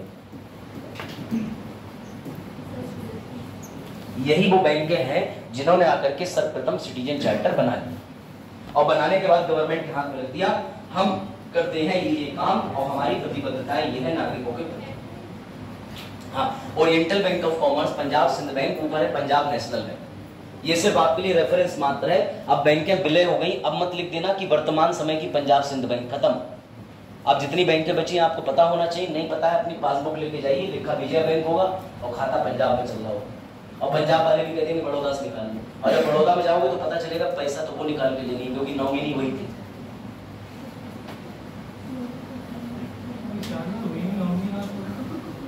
कोई बात नहीं, चलो हम अपनी नहीं तुम्हारी बात कर रहे हैं। नॉमिनी जरूरी है कि नॉमिनी के लिए कोई रिश्ता? अरे भैया, भाई सके भाई को भी नॉमिनी बना सकते हो भाई, ये तो एक ही रिश्ता समझते हैं। इनका तो इंस्टाग्राम पे लिखा भी है, रिश्ता रख सकती है तो रुक, वरना आगे जा। अगर चरण की ट्रक चल रहे हो तो उस पर लिखा होता पलट के क्या देखती है लाइन में बहुत, क्यों चरण? और बाद में जो जनता चार्टर निकालती इनका चबाएगा। चरण के घर के बाद चार्टर लगता है। फिलहाल चरण की अच्छी आदत है वो ऐसे जोक से ऑफेंड नहीं होता, हालांकि इसका ऐसा किरदार मत जज कर लेना, लड़का एकदम हीरा है, ठीक है। तो भैया मैं बस जोक इसलिए कर लेता हूँ क्योंकि जो है हमारी और चरण की 3 साल की बॉन्डिंग हो चुकी है। हम लोग शिक्षक और छात्र से ज्यादा उल्टी रिवर्स साइकिल चल रही, मित्रता वाली, है ना, क्यों चरण? और चरण सिर्फ मेरी पोस्ट ही लाइक करता है, वैसे ही। अच्छा 2 साल हुए अभी, इट्स ओनली 2 ईयर, कोई बात नहीं, शेयर करेंगे स्टेटस पे। चलिए देखिए, अब आ जाइए। तो भैया कौन सी संस्था है जो बैंकों के लिए चार्टर बनाती है? ये रही। पहली 3 बैंकें थी जिन्होंने अपने चार्टर बना के लिख दिया कि हम क्या क्या आपको कमिटमेंट देते हैं। हम देंगे आपको 100% पैसे की सुरक्षा, आपका पैसा लेके कोई भी नहीं भाग सकते, चाहे वो नीरव हो, चाहे कीरव हो, चाहे कोई भी हो, ठीक है सर, सही बात। अब अगर मैं आपसे एक वर्ड में पूछूं कि नागरिक चार्टर क्या होता है तो आप ये बना लीजिए। अगर आपको सिंगल लिखना है, क्योंकि ये जिंदा एमसीक्यू है, इसे बना लीजिए। हाँ, जिंदा मतलब एक भी पॉइंट आया नहीं, आप नागरिक चार्टर पे घूमे नहीं। और नागरिक चार्टर गवर्नेंस की समझ बनाने के लिए मुझे आपको जिंदा एग्जांपल देने पड़ेंगे, इसलिए अभ्युदय का एग्जांपल मैंने यूज करा। अब आप खुद देख लीजिए, ये कैसा दस्तावेज है जो क्या प्रदान करता है? सेवा। सेवा की कीमत भी बताता है, कितने रुपए में मिलेगी। बेटा ये सुविधा शुल्क की बात नहीं हो रही जो नीचे से दिया जाए टेबल के, ये बात हो रही सामने सामने। अब तुम टिकट काउंटर पे टिकट लेने जाओगे तो कुछ तो शुल्क दोगे या फ्री टिकट छीन लोगे। उसके बाद सेवा की गुणवत्ता, क्वालिटी एजुकेशन या क्वालिटी सर्विस, सेवा का विकल्प, और उसके बाद में ये जरूर टिक मार लेना बेटा शिकायत निवारण व्यवस्था, ये चार्टर की सबसे महत्वपूर्ण चीज होती है। बिना इसके कोई भी चार्टर अपूर्ण होता है। अगर आपने उस संस्था, यानी आप गए जिला समाज कल्याण अधिकारी जी के पास, आपने कहा मेरी दादी की पेंशन नहीं आ रही, वो बोले कोई बात नहीं, मैं आपको सेवा प्रदान करूंगा। आप बोले ठीक है सर, सेवा की कीमत बोले निःशुल्क है, बस आधार की कॉपी ले आइए। आपने लगा दी, बैंक पासबुक की कॉपी लगा दी, बोले बहुत बढ़िया, मजा आ गया। डीएसडब्ल्यू सर से मिलके जैसे ही गए 2 घंटे के अंदर हमारी दादी जी की पेंशन की सारी प्रोसेस शुरू कर दी। अगर उनके हाथ का काम नहीं होता तो वो कहते बच्चे बैंक से ये चीज रुकी हुई है, जाके बैंक में केवाईसी करवाओ, पैसा आ जाएगा, यानी सेवा का विकल्प। अगर वो फिर भी नहीं मांगते तो धर्मेंद्र तुरंत चले जाते डीएम के पास, कहते समझा लो, कह रहे थे लाल नोट पीला नोट, तेरी जेब में कौन सा नोट, तो मैंने कहा अभी बताता हूँ। तो ये याद रखिए। तो मैं आपको इसलिए जीवांत एग्जांपल दे रहा हूँ, यहाँ मेरी कोई टिप्पणी नहीं है किसी अधिकारी पर, मेरा ये है कि कल को मैं भी अधिकारी बन जाऊँ, आप भी बन जाए, तो आपके अंदर एक भय रहे। किस चीज का भय है? कि समाज जो है वो आईना है। आज 100 का नोट जेब में रखा है, कल निकालोगे तो दिख जाए। क्या वो बेटा आप तो रो आए? अच्छा लगता मुझे लग। हाँ भाई, मीरा कुमारी जी, और आपका नाम और इनका नाम? तभी मित्रता हुई डबल है, जैसे मिजान सर और मिश्रा सर। चलो हो गया बेटा, लिखिए कैसा दस्तावेज। आप सुनो ध्यान से, अभी भी सर कितना दस्तावेज बताओगे? ये मैंने इसके बारे में आपको शुरू में इसकी दार्शनिक मान्यता बताई, मैं फिर रिपीट कर रहा हूँ। ये चार्टर कृष्णपाल ने पूछा कि बनाई क्यों बनाए, तो मैंने कहा भैया कृष्णपाल जी, जितने भी सरकारी कर्मचारी बैठे हैं वो पैसा ले रहे हैं, आपके टैक्स से वेतन प्राप्त कर रहे हैं, तो ये शासन के अंदर सबसे पहला गुण है, एक वर्ड बड़ा बड़ा लिखा हुआ अकाउंटेबिलिटी, जवाबदेही। If I am paying you, I am the boss, then you are answerable to me. इसलिए इसका अगर दार्शनिक विचार करो तो बेटा सबसे पहले क्यों ये बनना चाहिए? क्योंकि वेतन कौन ले रही है? आम जनता। आम जनता से सरकार कैसे ले रही है? टैक्स ले रही है। और अगर आप अपना पैसा किसी सरकारी कर्मचारी को वेतन स्वरूप दे रहे हैं तो आप उसकी संस्था से प्रतिबद्धताएं तो मांगेंगे कि आई एम पेइंग यू। जैसे दूध वाला, आपने कहा मैं 50 रुपए लीटर दूध दे रहा हूँ, मैं तुम्हारी प्रतिबद्धता ये है कि तुम एकदम बिना मिलावट वाला, तो वो भी आपसे होशियार, वो भी ऐसी ऐसी जगह पानी मिला के लाता है कि बस पूछिए मत, आप पीने के बाद फर्क नहीं कर पाएंगे। और ऊपर से जो है वो जल मिश्रित दूध पी के आपको और आनंद आएगा और आप खो जाएंगे, अरे वाह यही है असली दूध। क्योंकि आप सुबह उठने मानसी, आप कभी जाएंगे नहीं डेयरी पे, आपको पता ही नहीं कि आपके मन में एक अवधारणा यही बन गई है कि भैया गाय देती इतना पतला दूध। तो समझ गए? ऐसे ही आपको जो है सरकारी चीजों को लेके भी आपके दिमाग के अंदर जो है पूर्वाग्रह आ गया कि अरे ये लाइन बहुत लंबी है, और भारतीय लाइन देखने के बाद तुरंत ही बगल वाले देखते हैं कोई जुगाड़ है क्या? ऐसा हर जगह होता है। और हद तो तब हो चुकी है जब किसी और रिश्ते में भी हम लाइन लगा लेते हैं, तो क्या हुआ, एक ना एक दिन तो रिश्ता टूटेगा, तब इधर से लाइन हाईजैक कर लेंगे, है ना? अब तक सरकारी संस्थाओं में ही लाइनें लगती थी, अब निजी जीवनों में भी लाइनें लग गई। हाँ, तो समझिएगा। उसके बाद बेटा सुनो, कोई भी सरकारी कर्मचारी है उसकी एक नैतिक जवाबदेही भी है। नैतिक जवाबदेही कैसे है कि मोदी जी ने 80 करोड़ लोगों को पीडीएस दिया। पीडीएस का मतलब समझ गया कि भैया सीधी सी बात, पब्लिक डिस्ट्रीब्यूशन सिस्टम। एक बड़ा अच्छा हिस्ट्री का प्रश्न है कि पीडीएस भारत में किसने लागू करा, कोई बताना चाहे? क्योंकि हिस्ट्री विषय का प्रश्न है, लेकिन मैं नहीं पूछने के लिए अभी यहाँ पर प्रतिबद्ध हूँ, बस पूछ रहा हूँ कि भारत में पब्लिक डिस्ट्रीब्यूशन सिस्टम कौन सा शासक लेके आया? हिंट दे देता हूँ, मध्यकालीन भारत से है। हाँ अच्छा, ना अभी वर्तमान, वो तो बिल्कुल आप ठीक कह रहे हो, वेरी गुड कृष्णपाल, लेकिन अभी कृष्णपाल जी ने वो वाला उत्तर नहीं दिया। बेटा याद रखिएगा, अब शायद कृष्णपाल और ज्यादा समझ पाए। मापदंड प्रणाली कौन लेके आया था? ये वही व्यक्ति था जिसने 1545 के आसपास में 2 बेटे लड़े, हुमायूं से हारा, हार जीत करके जब से हराया, फिर हुमायूं अंत में जीत गए, और वो इस चीज का सिस्टम का रिस्पॉन्सिबल पर्सन है, पीडीएस सिस्टम। हाँ। तो बेटा याद रखिएगा, पीडीएस सिस्टम आज भी चल रहा है भारत में, पब्लिक डिस्ट्रीब्यूशन। सुनिए, हर अधिकारी की नैतिक जवाबदेही है। कैसे? आप खुद जरा बुद्धि लगाओ, आपने अपने बच्चे का एडमिशन प्राथमिक स्कूल में करा दिया, और बच्चा आपका जो है वो 6 साल से स्कूल में पढ़ रहा हो, आप कह रहे लिखो आ, वो लिख रहा है भैया आ से अनार की जगह आ से अम्मी जान, और वो भी नहीं लिख पा रहा, अम्मी में छोटी आ में मात्रा लगा दी और मम्मी नीचे लिख दिया, तो आप कहोगे तुम लिख क्या रहे हो 6 साल से? कहने का मतलब समझिए कि अगर आप किसी बच्चे को उस संस्था में डाला है तो कुछ तो बच्चे के लिए सोचा हो। अगर बच्चा इस लेवल से भी ज्ञान नहीं पा रहा है तो आप टीचर के पास जाके कहेंगे चार्टर तो बात की बात है, पहले ये बताओ तुम शिक्षक हो के तुम्हारी नैतिक जिम्मेदारी नहीं है इस बच्चे के 6 साल जीवन के बर्बाद कर दिए, ये कितना पीछे रह गया। तो बेटा याद रखना, सिटीजन चार्टर के लिए एक दार्शनिकता, एक फिलोसॉफी, एक विजन और है कि किस लिए नैतिक जवाबदेही तय करता है। कौन सी जवाबदेही तय करता है? नैतिक। और इसे क्यों बनाया जाता है? ताकि भैया समयबद्ध एवं गुणवत्तापूर्ण सेवा की आपूर्ति हो पाए। सप्लाई, किसकी सप्लाई? क्वालिटी, बात खत्म। गुणवत्तापूर्ण यानी क्वालिटेटिव, समयबद्ध, टाइम बार्ड, और दूसरा समाधान की शिकायतों का समाधान भी होना चाहिए। ये दार्शनिक मान्यता समझ गए?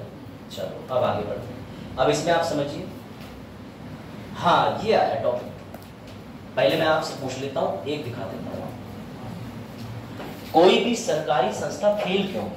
मेरा सवाल आपसे ये कि कोई भी सरकारी से आप लोग ऊब क्यों जाते हैं? और आज अगर आप एक स्टीरियोटाइप है अपने पापा से पूछेंगे, पापा वो कार लेनी है लेकिन वो कार सरकार बना रही, पापा अरे हटा यार मारुति से ले लो, प्राइवेट है लेकिन बढ़िया है। और आप भी ये चाहते हो कहीं ना कहीं कि मान के चलो रेलवे है, अगर उसका निजीकरण हो जाएगा तो आपको फैसिलिटी बेटर मिलेगी। शिक्षा है, शिक्षा निजीकरण हो गया, शिक्षा बेहतर है। आप सब कुछ छोड़ दीजिए, आप में से जितने लोग बैठे हैं सरकारी अस्पताल में खांसी जुकाम की इलाज तो करा लेंगे, लेकिन अगर आपसे कहा जाए MRI और अच्छा इलाज कराने जाइए तो फिर आप सरकारी में नहीं जाएंगे। क्यों सर? पहले तो लाइन बहुत लगेगी, दूसरा सरकारी कर्मचारियों का एटीट्यूड नहीं, तीसरा सुविधाएं उपलब्ध नहीं, चौथी बात ये सर वो नैतिक बाध्यता है ही नहीं उनके ऊपर, वो करना ही नहीं चाहते।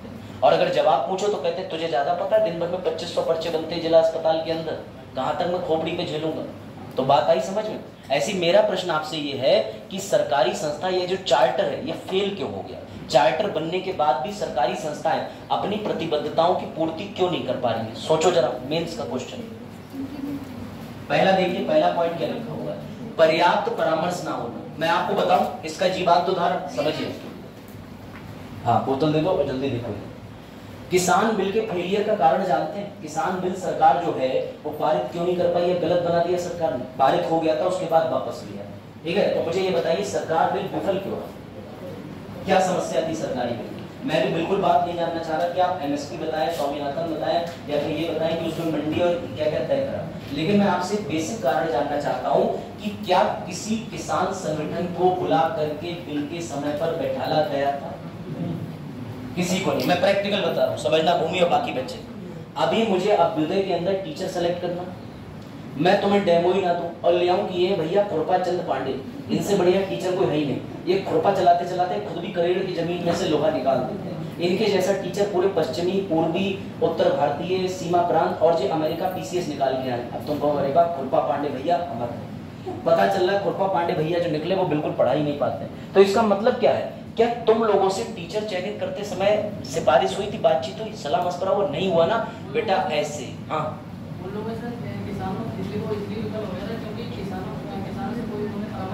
अब आई ना बात।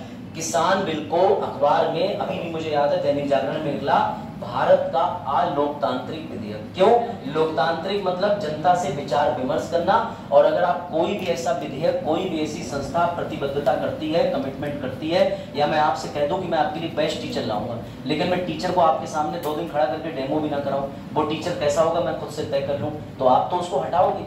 आप तो कहोगे हमसे तो पूछा ही नहीं, हमें तो पता ही नहीं, पढ़ना हमें साल पर, तुम तो उधर बैठ जाओगे, तुम उधर बैठ जाओगे, तुम उधर चले जाओगे। तो बेटा इन चीजों के कारण मैं कहना चाह रहा हूं कि अगर कोई भी सिटीजन चार्टर होता है तो उसमें उसके बनने के बावजूद भी विफल क्यों हो जाती है संस्था? अगर वहां पर पर्याप्त परामर्श नहीं होता। बात आई समझ? अगला कर्मचारी। कर्मचारी तो जब उमेश बैंक में पैसा निकालने जाते थे SBI में, वहां पर वो लोग उसके सामने लिख देते थे on lunch, her bar lunch, सुबह जा रहे तो लंच, 5 बजे जा रहे तो लंच, वरना एक और भट्टा रख दिया, no connection server lost. SBI बेटा, SBI का तो मतलब आप यही समझ लीजिए सुस्त बैंक ऑफ भारत, समझ रहे हैं? सबसे ज्यादा SBI की यही फुल फॉर्म। बैंक की क्या गलती है सर? बैंक की गलती नहीं है, उसके जो कर्मचारी हैं उनकी गलती है। वो पता है रिलक्टेंट टू चेंज हो गए। अब ये बड़ा अच्छा एक वर्ड है रिलक्टेंस टू चेंज, इसका मतलब समझते हो? मैं बताता हूँ। जब आप अपना कंफर्ट जोन छोड़ना ही ना चाहो, आज इसका जो एक एक वाक्य है वो कह दे में तो जो स्टूडेंट है उसके लिए ये चैप्टर रामबाण है। कैसे?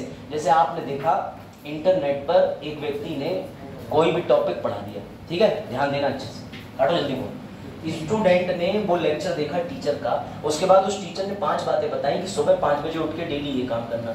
आप करना कुछ नहीं चाह रहे हो, आप दूसरे टीचर पे शिफ्ट हो जाओगे, लेकिन खुद को चेंज नहीं करोगे कि मुझे क्या बदलाव करने चाहिए जिससे मेरा कंपटीशन निकल जाए। इसी वजह से SBI बैंक फेल है कि बैंक ने नियम बना दिया है कि लंच 2 से 2:30, लेकिन कर्मचारी क्या करा है, बैठो यार शर्मा जी, अभी 2:30 ही तो बजे हैं, 3:30 बजे तक देखते हैं कोई आएगा तो। और सुनो, अब ये लंच के बाद 15 मिनट कंप्यूटर पे कुट मैसेज डाल देंगे और फिर उसके बाद तुरंत दिखा देंगे सर्वर लॉस्ट। अब एक नॉर्मल गांव से किसान आया है अपनी बेटी की शादी कराने के लिए 50,000 रुपए निकलवाने। पहले पैन कार्ड लेके आओ। अरे तुम तो पैन कार्ड असली लाए, फोटो कॉपी नहीं लाए, और तुम्हारा नाम और इसमें मिसमैच हो रहा है, तुम्हारा साइन नहीं मैच हो रहा है, तुम्हारा KYC नहीं है। वो 50,000 निकालने के लिए उसे 50 मिन्नतें करनी होती हैं। और मैं तो कह रहा हूँ एक बार रिवर्स सिस्टम हो जाए, गेहूं की बोरी बैंकों से आपको लेने के लिए मिले, आप जाओ, किसान बोले अरे थोड़ी देर माना साइन नहीं मैच हो रहा है, कौन सी मृदा है तुम्हारे घर पे, कौन सी चक्की का आटा है, तब मजा आए देखने को। तो क्या होता है कि अन्नदाता सबसे ज्यादा परेशान क्यों है, क्योंकि उसके लिए सारे रेस्ट्रिक्शन है, वो अनपढ़ आदमी। मैं तो कह रहा हूँ नियम कर दो, किसान को देखते ही कोई भी अगर बैंकिंग है, कोई भी ऐसी फैसिलिटी है, त्वरित कार्रवाई करो, लाइन में मत लगाओ सबसे पहले, अरे यार किसान है, सबसे मेहनत का काम यही करता है, लेकिन हो उल्टा रहा है। तो ऐसे कर्मचारियों की वजह से, सोच की वजह से क्या हो चुका है कि कोई भी सरकार की जो प्रतिबद्धता है वो विफल हो जाती है। अभ्युदय किस लिए कई जगह विफल, वो इसलिए विफल है कि यहाँ क्वालिटी एजुकेशन देनी है, कई जगह एजुकेशन ही नहीं चल रही, कई जगह ठप पड़े हैं संस्थान। ये वास्तविकता में बता रहा हूँ। हर चीज सरकार के 2 दृष्टिकोण होते हैं, सिर्फ पॉजिटिव नहीं होता, सकारात्मक और नकारात्मक दोनों होते हैं। तो समझिएगा, एम्प्लॉय सबसे ज्यादा जिम्मेदार होते हैं किसी संस्था की प्रतिबद्धता की पूर्ति के लिए। बात आई समझ में? तीसरा कारण देखिए, तीसरा पब्लिसिटी। अब मुझे आप खुद बताइए, जितने बच्चे बैठे हैं, अभ्युदय का प्रचार आपने कौन से अखबार में देखा? आपसे प्रैक्टिकल जानकारी तो मैं ले रहा हूं कि कोई संस्था अपना संगठन का या कार्य करने में फेल क्यों होती। मुझे आप बताइए, आपने अभ्युदय का विज्ञापन कौन से अखबार में देखा? इंस्टा पे रील देखी भाई, इन्होंने इंस्टा पे रील देखी। अब मान के चलो इंस्टा पे रील है, वो अंतरराष्ट्रीय लेवल तक घूम रही है, अमेरिका भी वो रील पहुंची होगी, और वो रील पहुंची होगी दिल्ली भी। लेकिन यूपी के पीलीभीत में एडमिशन होना है, पीलीभीत के बच्चों तक प्रचार करने के लिए सबसे आसान माध्यम है कि स्कूलों में जाओ, अखबार में निकालो, बच्चों से संपर्क करो। अगर कोई कोचिंग कहीं चल रही है, वहां के बच्चे कहीं जुड़े हुए हैं, उन तक जानकारी पहुंचाओ। अगर आपने प्रचार नहीं करा तो बच्चों की संख्या तो गिरी। यही वजह, सिंपल सी बात है। अगर जो है आप दैनिक जागरण, अमर उजाला में न्यूज नहीं निकलवाएंगे, ये बात अभ्युदय की नहीं है, सरकार के ज्यादातर प्लान इसीलिए फेल है। आप में से ज्यादातर लोग कुसुम योजना, ये योजना मैगजीन में पढ़ते हो, अखबार में जब भी निकली होंगी तो या तो निकली नहीं होंगी या कहीं संक्षिप्त रूप से दी होंगी, आपने नहीं पढ़ी होंगी। जिस दिन अखबार का मन है बड़ी निकाल देंगे, उस दिन भी आपने अखबार नहीं पढ़ा होगा, क्योंकि सरकार ये आपके लिए बार बार रिपीट नहीं करती, आप चीजों को खोजने का प्रयास नहीं करते। इसी वजह से सरकार ने कदम उठाया, 8 लाख रुपया देंगे प्रति माह अगर तुम हमारी योजनाओं को यूट्यूब पर प्रचार करोगे, लेकिन बशर्ते तुम एक यूट्यूब इन्फ्लुएंसर होने चाहिए। ये नहीं तुम्हारे व्यूअर्स हैं 10, सब्सक्राइबर है 6 और तुम कह रहे हो 8 लाख रुपया चाहिए, तो सरकार रासुका लगाई। समझ गए? तो याद रखना। चलिए अगला, फंड्स की कमी। टीचर मारा जा रहा है पढ़ाते, बच्चे कह रहे हैं कि हमें स्मार्ट बोर्ड चाहिए, स्मार्ट बोर्ड चाहिए। टीचर कह रहा मैं स्मार्ट हूं, तो बोर्ड ये रहा स्मार्ट बोर्ड। तो ऐसे तो टीचर है भारत। तो समझिए बात को, अगर कहीं फंड नहीं है संस्था में, खुद सोचो, रेलवे के ड्राइवर कह दे अभी चलेंगे 10 बजे का टाइम है, लेकिन आज 2 बजे निकलेंगे, वो हमने फोन करा डीएम साहब तेल का कंटेनर लेके आ रहे हैं, डीजल लौटा जाएगा तब चलेंगे। तो क्या होगा कि रेल, भारतीय रेल जो आज अपने यहाँ ज्यादातर तो कवर ही हो गई है, कई ट्रेनें ऑन टाइम रहती, बिफोर भी आ जाती। क्या ये संभव है? सर कभी संभव नहीं हो पाएगा। क्यों? क्योंकि सर फंड सबसे जरूरी होते हैं। तो सरकारी कार्यों के क्रियान्वयन में सबसे महत्वपूर्ण भूमिका होती है गांधी जी की। टाइम से फंड नहीं मिल पाता है। जिला अस्पताल में जाओ दवाइयां ले लें तो धर्मेंद्र कहीं आ ही नहीं। मैंने कहा क्यों नहीं आई? बोले पैसा नहीं है। ऊपर फोन करके पूछो, वो कहते हैं सरकार से पूछो। सरकार कहती तुमने हमें 5 साल के लिए चुना, हमारे पास और मुद्दे हैं, वो दलित वाला मुद्दा देखना है, कलकत्ता वाला मुद्दा देखना है, तुम्हारी दवाई पहुंच जाएगी। अब जब तक दवाई आ रही तब तक सरकार कह रही दवाई तो मिल गई ना 60 दिन में, हम कह रहे हैं आदमी निकल गया। अब वो परमात्मा से ऊपर देख के खुद कह रहा है इसको भी जुकाम करवाओ। तो समझना। अगला समझिए, अगर चार्टर में ही कमी है, आपको पता है भारत के अंदर न्यायिक सक्रियता नागरिकों में क्यों नहीं है? आप में से एक प्रैक्टिकल बात करता हूं। जैसे मैं तस्लीम से कहूं, तस्लीम भारत में मृत्युदंड किन किन केसेस में है? तो तस्लीम कहे तो अभी तस्लीम कहेंगे कि किसी व्यक्ति को जान से मारने पे मृत्युदंड है। इसके अलावा ये सोचेंगे, मैं कहूँगा कौन सी धारा में है, तो ये कहेंगे 302 में। लेकिन मैं कहूँगा कभी आपने पढ़ी है? तो ये कहेंगे नहीं सर, हमारे पड़ोस में रहा करें हमारे भैया, उनके कने वारदात हो गई, उनने हमें पता चली, उससे हम जान पाए। तो हमने कहा अच्छा तुमने कभी पढ़ी नहीं? बोले ना। तुम खुद सोचो, तुम सरकारी चार्टर की कभी लैंग्वेज पढ़ना। लैंग्वेज ये होती है हम अपने क्रियान्वयन में नीति बहन करने के साथ में ये बहन करते हुए तुम्हारा बहन कर देंगे। अब तुम्हें उसकी भाषा ही नहीं समझ आ रही है, तुम करोगे क्या? अगर डॉक्टर शुद्ध भाषा में डोलो लिख दे तो अगली बार तुम पर्चा खुद देख कर नहीं समझ लोगे जुकाम पे, वो तो उसमें ये लिखता है मैंने लूट लिया मेडिकल वाले, तू भी लूट लिया। तो समझ रहे बात को? तो सबसे बड़ी बात यह है कि अगर चार्टर के अंदर ही भाषा में कमी होगी तो क्या समझ में आएगा? सर भाषा में कैसी कमी होती है? तो लो भाषा की कमी देखो, टेक्निकल शब्द। अब शब्द डाला जा सकता है उसमें चार्टर के अंदर कि हम तुम्हें सर्विसेज देंगे ना, be ensure you with the great privileges. अब आदमी सोच रहा है ये कुछ बड़ा ही होगा यार, अपने लेवल का तो है नहीं। अरे सीधे लिख दो हम तुम्हें अच्छी सेवाएं देंगे। तो सबसे बड़ी सरकारी योजना, मैं ज्यादा बड़ी बात नहीं कर रहा, पंचायती राज म्युनिसिपैलिटी बिल पढ़ के, विधेयक छोड़ो, अधिनियम पढ़ के आप मुझे ये बता दें कि लेखपाल के कार्य क्या होते हैं, आपका जीवन बीत जाएगा, आप बता नहीं पाओगे। उसमें कई जगह लेखपाल को किसी और नाम से भी संबोधित करा गया है। और आप जानते हैं लेखपाल का असली नाम क्या है? ये आपको नहीं पता होगा, हरियाणा जाइए कभी, वहां कहते हैं डीएम बन रहा है, इससे बढ़िया पटवारी बन जा। चलो तो बेटा याद रखना चार्टर में कमी। दूसरा डिजाइन। आज भी सरकारी कागज हाथ में लेते समय दो लोगों के दो ही काम होते हैं। अगर आपको कोई सरकारी प्रचार का पर्चा मिल जाए तो आप या तो गन्ने का रस पी के हाथ पहुंचोगे, या फिर तो उसको कूड़े के ढेर में बना दो, किसी के मार दोगे, और अगर आपने बहुत बहुत पढ़ लिया तो उसी समय पढ़ के उसे डिस्ट्रॉय कर दोगे। लेकिन तुम्हारी हिम्मत नहीं होगी, तुम जरा किसी निजी बैंक या फिर किसी अच्छी बैंक का पूरा ब्राउचर लेना, तुम्हें लगेगा यार इसमें 4-5 पन्ने हैं। अरे आप छोड़िए, आप बरेली कॉलेज गए होंगे पेपर देने, कोचिंग वाले आ गए होंगे, भैया भैया भैया हमारी कोचिंग का ये ले जाओ। आपने देखा होगा अरे उसमें सिलेबस छपा हुआ है, क्या बात, बैग में रखेंगे, भले ही वो नहीं खुलेगा। और सरकारी कर्मचारियों के कैसे होते, वो ही रट्टा मार डिजाइन। वो भी छोड़ो, अगर कभी योगी जी सीएम बने तो वो योगी जी 1951 में भी वही छाप देंगे। ये दस्तावेज एक तैयार करता है, उसकी फोटोकॉपी घूम रही है, उसमें कोई क्रिएटिविटी नहीं होती, कोई संशोधन नहीं होता। वो तो शुक्र मनाओ 3 साल में हम इस स्तर तक आ गए। मुझे तो ये भी उम्मीद नहीं थी, आज मैं सच बता रहा हूँ कैमरे पे, कि अभ्युदय योजना बहुत सफल होगी और कभी स्मार्ट बोर्ड होकर क्लासेस चलेगी। मुझे तो ये लग रहा था कि पता नहीं ये योजना पे सरकार ध्यान दे ना दे, हो सकता है कि जनता को लाभान्वित करने के इरादे से नहीं, राजनीतिक लाभान्वन के कारण ये चालू करी गई है, लेकिन ये योजना तो अच्छी निकल गई। सुनना, तो अपडेशन नहीं होती, रिपीटेशन नहीं होती, उसके साथ में अपर्याप्त अधिसंरचना। सर ये इनएडिक्वेट इंफ्रास्ट्रक्चर क्या है? आप मुझे ये बताओ, अगर आपको आज की डेट में इस कक्षा में कोई शिकायत है, किसी बच्चे के लिए पीने के लिए पानी नहीं, वो शिकायत किससे करेगा बताओ? सोचो किससे करोगे? सत्ताम आप बताओ, आपको पीने के लिए क्लास में पानी नहीं मिल रहा है और आप घर से जो पानी लेके आते हो, आप आते हो 12-13 किलोमीटर दूर से, रास्ते में सब पी लेते हो। अब स्कूल आ गए, अब यहाँ बैठ गए, यहाँ से मैं कह रहा हूँ हिलोगे नहीं क्लास से, मैं बहुत अच्छा पढ़ाता हूँ, यहीं बैठो। अब आप पानी पीने बाहर नहीं जा पा रहे, यही सुविधा नहीं है, किससे शिकायत करो? कोऑर्डिनेटर से। ठीक, ये इनके शब्द है, मेरे नहीं, पहले सुन लो, कोऑर्डिनेटर से। और अगला, हाँ मुझसे बात करो। मैं तो सीधे कह दूंगा भैया मेरा काम है ब्लैक एंड व्हाइट करना, मैंने कर दिया, मैं चला गया।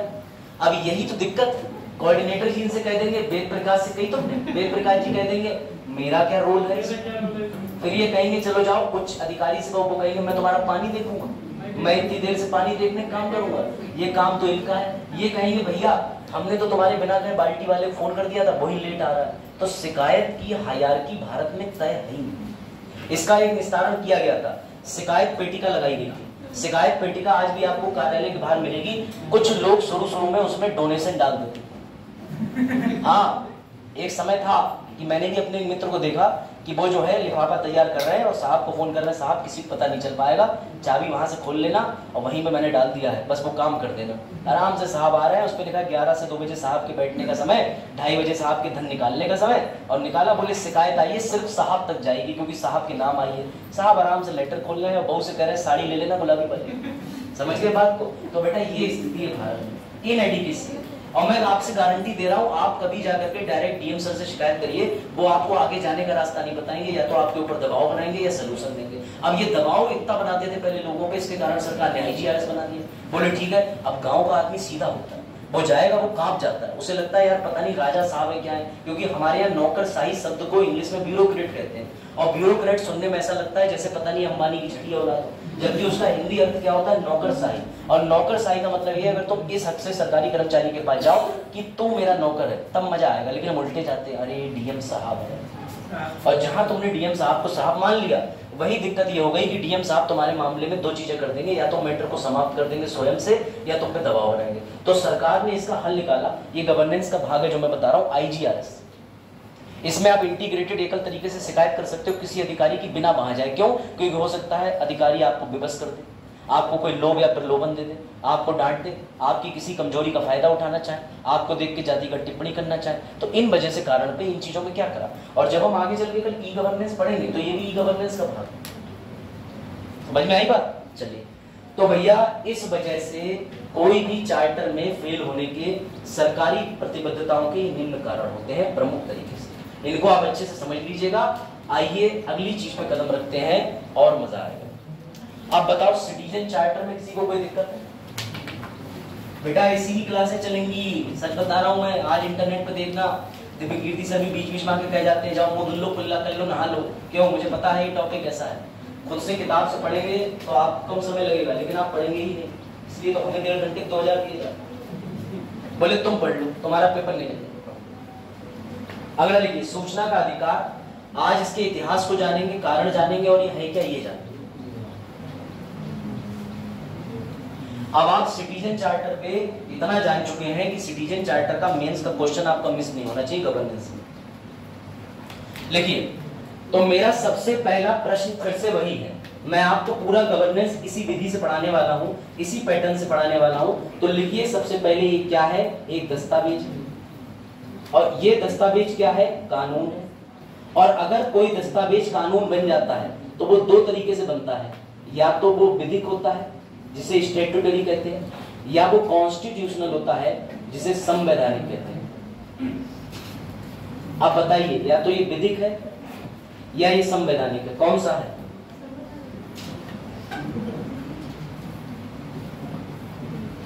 बताइए, ये विधिक है या संवैधानिक है या संविधानिक है? चलो ठीक है, हाँ, या फिर अविधिक। Statutory, non statutory, constitutional, non constitutional, कैसा है बताइए? किसमें हाथ? करण बताइए। करण कह रहे हैं विधिक है, लो। अब ये कह रही है कॉन्स्टिट्यूशनल। चलो, बिल्कुल इन्होंने सही आंसर दिया। बेटा बिल्कुल मत भूलना सबसे पहली बात कि आरटीआई जो है, मैं आपको दिखा दे रहा हूं, पढ़िए।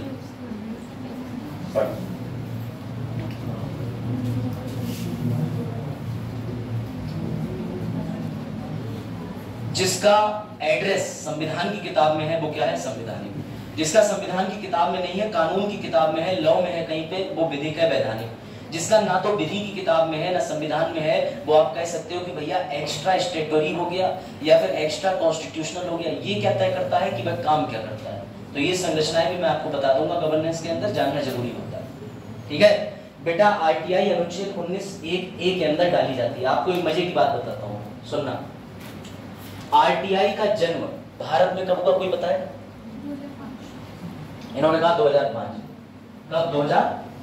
तो बात ठीक है, 2005। धर्मेंद्र, हाँ 2005 में लागू हुआ था। और मैं कहूँ 2005 में लागू नहीं हुआ था, तो मैं ये कहूँ 1996 में प्रयास किया गया था कर्नाटक के द्वारा पहली बार, दूसरा महाराष्ट्र के द्वारा और तीसरा गोवा के जरिए द्वारा। इसके बाद महाराष्ट्र में भी है, मध्य प्रदेश में, गोवा में भी। ऐसे 9 राज्य हैं जहां पर आरटीआई पूरे भारत के लिए, केंद्र के लिए बनने से पहले लागू हो गया था। और अगर मैं ये कहूं कि विश्व में सबसे पहले आरटीआई कौन लेके आया, तो बताइए। अब आया ना मजा? मजा तो ऐसे ही आएगा, जानो तो तह तक जानो, वरना फायदा क्या आरटीआई जानने का?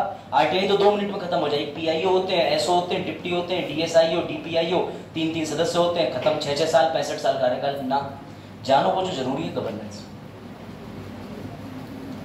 बताओ, सबसे पहले विश्व में जन सूचना अधिकार किस देश के पास आया? मैं ये आपके लिए आसान कर देता हूं, ना इंग्लैंड है ना अमेरिका है। सोच निकाल दो, सोचो वो कौन सा देश?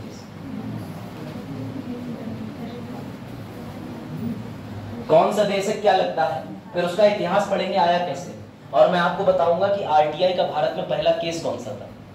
बंधुआ मजदूर। चलो ठीक, बढ़े आगे। अब सो तो नहीं रहे हो, जाग जाओ। देखो आरटीआई का मतलब समझ लो पहले, फिर मैं बता दे रहा हूं। 1766 स्वीडन, 1766 में स्वीडन में सबसे पहले आरटीआई अधिकार आया था। चिंता ना करो, स्लाइड में लिख के लाया हूं, अभी दिखा भी दूंगा। ठीक है, बढ़े आगे। तो भैया अगर प्रश्न आ जाए तो याद रखना फंडामेंटल राइट अन्य देशों में मौलिक अधिकार है, लेकिन कहीं मौलिक अधिकार नहीं भी है। परंतु अगर भारत की बात करें तो भारत में ये क्या है सर, ये मौलिक अधिकार है। कौन सा मौलिक अधिकार है? तो सर ये उन मौलिक अधिकारों में से जो नागरिक को मिलते हैं। मोबाइल नंबर याद है? जब मैंने क्लास शुरू करी थी अब से पहले, जब जुलाई में, तो यहाँ हम लोगों ने पहले दिन फंडामेंटल राइट पढ़े थे। तब मैंने दूसरे दिन आपको लिखवाया था 15, 16, 19, 29, 30। ये क्या है? ये वो मोबाइल नंबर है जो सिर्फ नागरिकों को मौलिक अधिकार मिलते हैं। नागरिक मतलब सिर्फ आर्टिकल 15 में आप ही को अधिकार मिलेगा, 16 में नौकरी के लिए सिर्फ आपको मिलेगा, 19 में क्या मिलेगा? बोलने की स्वतंत्रता सिर्फ भारत के नागरिक को, 29 में आपको माइनॉरिटी के लिए संस्था बनाने की सुरक्षा सिर्फ आपको, संस्था के संरक्षण की सुरक्षा आर्टिकल 30 में सिर्फ आपको। तो जो सिर्फ भारत के नागरिकों को मिलते हैं वो है 15, 16, 19, 29, 30। बाकी अन्य विदेशी को मिलते हैं। कैसे? अगर पाकिस्तान से सीमा हैदर भाग के भारत भी आ गए तो उसे भी आर्टिकल 21 मिलेगा। आप उसकी निजता का हनन नहीं कर सकते। जैसे कोई व्यक्ति कहते चलो मेरे साथ, मैं अपनी कस्टडी में रखूंगा, तो वो कहेगी पागल हो गए क्या? कैसे अपनी कस्टडी में रख लोगे? मैं आई जरूर हूं, लेकिन अनुच्छेद 21 भारत में व्यक्ति पर लागू है, ना कि नागरिक पर। तो कुछ कानून सिर्फ नागरिक के लिए होते हैं और कुछ कानून व्यक्ति के लिए होते हैं। आप समझे? चलिए भाई, अब देखो ये जब कानून बना तो पता है ये कानून किसके लिए बना? 1 लाइन लिख लो आर्टिकल 12, एक लाइन में लिख लो आर्टिकल 12। अटेंडेंस आज इन्होंने आप ही लोगों को दी थी अटेंडेंस। अच्छा, नया वहां की कुछ होगा, लिख लो बेटा। आर्टिकल 12 किसके लिए बना? आरटीआई किसके लिए बना? आर्टिकल 12। आर्टिकल 12 का मतलब क्या था? सभी लोग प्राधिकारी, सभी लोग। तो मैं आपको आर्टिकल 12 की परिभाषा लिख दे रहा हूं, वरना आप कहोगे कि सर इतनी बड़ी परिभाषा। लिखो, सरकार, गवर्नमेंट ऑफ इंडिया प्लस संसद, गवर्नमेंट ऑफ राज्य प्लस विधानमंडल, इसके साथ में स्थानीय निकाय एवं कोई भी वह संस्था जो प्रत्यक्ष रूप से या फिर अप्रत्यक्ष रूप से जो सरकार के अधीन हो, चाहे डायरेक्टली और इनडायरेक्टली। जैसे ये अभ्युदय है, मैं प्राइवेट हूं, लेकिन आप आरटीआई डालना चाहे तो डाल सकते हैं। मेरा कोई नोट मांगना चाहे या मैं रिसर्च क्या करता हूं, क्यों डाल सकते हैं? क्योंकि मैं अप्रत्यक्ष रूप से सरकार के अंडर काम कर रहा हूं, सरकार के सबऑर्डिनेशन में काम कर रहा हूं, डेलीगेशन में काम कर रहा हूं। तो इस समय आप मुझे आर्टिकल 12 का भाग मान सकते हैं। लेकिन ये नहीं कि यहां से निकलने के बाद सर बाइक कितनी स्पीड पे चलाते हो, मेरा निजी मसला हो जाएगा। और इससे एक प्रश्न और उठता है कि आरटीआई हम किसी व्यक्ति के निजी जीवन पर डाल सकते हैं, या आरटीआई किसी निजी व्यक्ति के ऊपर लगा सकते हैं? जैसे मान के चलो सतनाम चाहे कि भाभी जी कितने बजे निकलती है फलाने चरण की और कितने बजे घर आती है, ये आरटीआई लगाने का प्रयास करें, तो क्या आप इनकी बहू पे आरटीआई लगवा सकते हैं? बताओ सतनाम। कह रहे हैं हाँ। अरे बेटा, निजी विचार नहीं, ऐसे विचार बचाओ जो परिकल्पित हो। कहने का मतलब है कि आप किसी के निजी जीवन पे उसके निजी कार्यों के लिए नहीं डाल सकते। लेकिन हाँ, अगर उमेश जो है वो आरटीओ है तो उमेश जो है अपने आप में आर्टिकल 12 आ गए, फिर मैं इनके ऊपर व्यक्तिगत आरटीआई लगा सकता हूं कि आप सरकारी काम कितने बजे से कितने बजे तक करते हो, किस तरीके से करते हो। लेकिन आपकी निजी लाइफ के आप उत्तर नहीं देंगे कि आप ड्रिंक करते हो कि नहीं करते हो। समझ रहे बात? अब हम आरटीआई का विकास देखते हैं। चलिए भाई, पहले तो ये लिख लीजिए, आरटीआई को लेके विवाद हो गया बहुत तगड़ा। क्यों? अब तुम राज्य से पूछ रहे हो कि मुझे जानकारी दो, जानकारी दो, जानकारी दो। अब ये ऐसा विषय है जो ना तो राज्य की सूची में है, पहले था, ना केंद्र की सूची में था, ना संवर्ती सूची में था। अगर आप 1600 से कंपनी आगमन पढ़ेंगे तो आपको उसके अंदर पता चलेगा कि कुछ अवशिष्ट शक्तियां थी। कैसी शक्तियां? Residual power. जब कोई भी शक्ति कहीं वर्णित नहीं होती थी तो उसे या तो राज्यपाल रख लेता था, या फिर गवर्नर जनरल रख लेता था, या वाइसरॉय के पास चली जाती थी। 1773 से कहां तक चलेगी कहानी? 1784 तक, जब रहेगी गवर्नर जनरल के पास। 1784 के बाद में धीरे धीरे करके 1858 के आसपास तो वाइसरॉय आ गया। उसके बीच में जब बंगाल के अंदर सारी शक्तियां चली गई तो गवर्नर जनरल बंगाल के पास शक्ति आ गई। तो इस तरीके से याद रखना, जब किसी मुद्दे पर कोई विषय तय नहीं होता तो वो किसके पास शक्ति चली जाती? केंद्र के पास। अब राज्य बोले ये शक्ति केंद्र की है, जवाब हमें देना है। दोनों में डिस्प्यूट हो गया और आरटीआई हैंगर पे ऐसे ऐसे ढूंढने लगा। ये आरटीआई के बीच में पंगा हो गया, डिस्प्यूट हो गया। पारित केंद्र कर रहा है, लागू सभी राज्यों पे कर रहा है, जबकि इसका जो है वो विषय वर्णित ही नहीं है कहीं पर। अब देखते क्या होता है। अब देखिए जरा ध्यान से, विश्व में सबसे पहले आरटीआई कहां आया? 1766 में स्वीडन में। लिख लीजिए। उसके बाद किस देश में आया? फिनलैंड में। उसके बाद किस देश में आया? फिनलैंड में। फिनलैंड कब आया? 20वीं शताब्दी यानी 1991 में। और उसके बाद अचानक ऐसा क्या हो गया कि राजस्थान के अंदर सबसे पहले आरटीआई आ गया। मतलब देख रहे छलांग, स्वीडन, फिनलैंड, ये स्कैंडिनेवियन कंट्रीज बोली जाती हैं, इनके बाद सीधे भारत में राजस्थान में आ गया। तो राजस्थान में आया नहीं क्या? राजस्थान में 2 लोगों को इसका क्रेडिट दिया जाता है, अरुणा रॉय और दूसरा एक और मिलवाता हूं, सुहानी सिद्दीकी। चलो आज बहुत बच्चों के फोन आएंगे, इसलिए बेहतर यही है कि फोन को जो है वो विश्राम दे दिया जाए, है ना। आज बच्चों को फोन आए, पहले आ रहा सर हैप्पी टीचर्स डे, मैंने लिख दिया थैंक यू, फिर आया कैसे हैं, मैंने कहा आई एम फाइन, सर वो नोट्स भेज देते। एक 30 स्तरीय प्रोसेस है जिसे मैं कहता हूँ BLO सीखे, है ना। कृष्णपाल ब्लॉक में रहते हैं, मैं ब्लॉक करता हूँ। चलो तो बेटा अगला लिखिए। अब राजस्थान में एक ऐसा व्यक्ति था जो मंत्री था जिसका नाम था भैरव सिंह शेखावत। उसका नाम इस RTI से जुड़ा हुआ है, भैरव सिंह शेखावत का। ये भारत में उपराष्ट्रपति के दर्जे पे भी रखे हैं भैरव सिंह शेखावत जी। और कहा जाता है कि इन्होंने गठन करा सिविल सोसाइटी का, आंदोलन चलाया। सिविल सोसाइटी आंदोलन समझते हैं आप लोग? अंग्रेजी में बोले जाते हैं स्टेक होल्डर, लेकिन आप अकेले नहीं होते, मीडिया भी स्टेक होल्डर होती है साथ में। पता है आपको? ये बात नहीं पता है? लॉयर्स भी होते हैं, NGO भी होते हैं, ऐसे दबाव देने वाले समूह दल भी होते हैं। स्टेक होल्डर मतलब ये संपत्ति मेरे बाप की है, तुझे देखने के लिए दी है, मुझे जवाब देगा। It is called the concept of stakeholder. चलो अब आगे बढ़ो। तो सर राजस्थान के अंदर हुआ क्या? तो भैया सुनिए जरा ध्यान से। आप याद रखेंगे RTI गुड गवर्नेंस का भाग है, और गुड गवर्नेंस के 4 स्तंभ हैं। कौन कौन से इसकी ट्रिक है? पार्ट, अंग्रेजी में लिख लीजिए। P से पार्टिसिपेशन, A से accountability, transparency, responsiveness. Sir Hindi में लिख दीजिए, लिख दे रहा हूं, लिख लीजिए। सबसे पहले है पारदर्शिता, अकाउंटेबिलिटी का मतलब जवाब, बात दूसरा वाले का पेट फटता है, नहीं गलत लिख जाओ। रिस्पॉन्सिवनेस सक्रियता, वैसे इसे लिखेंगे हम प्रति उत्तर, ठीक। पार्टिसिपेशन सहभागिता, ठीक। बेटा गुड गवर्नेंस के 4 पार्ट होते हैं, और मजे की बात सुनो, RTI इन चारों की पूर्ति करता है, इसलिए भारत में RTI जिंदा है, जिंदा थी, जिंदा रहेगी। RTI के 4 स्तंभ है, क्योंकि RTI अकेला गुड गवर्नेंस का भाग है, अच्छे सुशासन का। सुशासन का मतलब ही गुड गवर्नेंस होता है, और इसके 4 स्तंभ हैं, उनका नाम है, शॉर्ट ट्रिक है पार्ट। पार्ट मतलब भाग होना, किसका हिस्सा होना? तो सर गुड गवर्नेंस का क्या है? Participation, accountability, responsiveness, transparency. लिखिए, इसे पार्ट कहते हैं। हेलो, नमस्ते। हाँ हाँ करंट क्लास चली, थैंक यू, पहले ही समझ रहा। चलो लिखो। रात 3 बजे से मैसेज आ रहा है, सर हैप्पी टीचर्स डे। मैंने कहा बेटा ठेका कितनी दूर है तुम्हारे घर से? तो कृपया करके जो है ठेका देसी शराब से दूर रहे, जन अपील। हाँ तभी तो मुझे महसूस हुआ कि वो व्यक्ति मेरे घर से भी हो सकता है। हाँ हाँ बरेली क्लास है, अगर नहीं होती तो प्रोग्राम आगे भी सेट करा जाता। अब तो हो गया टाइम निकलने का। Out of service. हाँ एक स्लाइड पीछे कर दें लोग, ये नोट कर लीजिए। वैसे RTI के बारे में कल मैं आपको बताऊंगा, लेकिन मैं आपको ये बता दूं, RTI के लिए परिवर्तन नाम की संस्था, जिसके अंदर सिसोदिया जी और केजरीवाल जी का संघर्ष है, कल आप वो पढ़ेंगे। कल आप RTI के बारे में ये भी जानेंगे कि RTI के अंदर कौन कौन से अधिकारी काम करते हैं। कल आप ये भी जानेंगे कि RTI बनने के बाद भारत में क्या बदलाव है।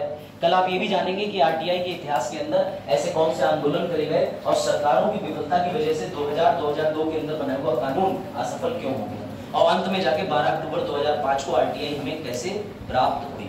बात आई समझ? इसमें UPA गवर्नमेंट का बहुत बड़ा हाथ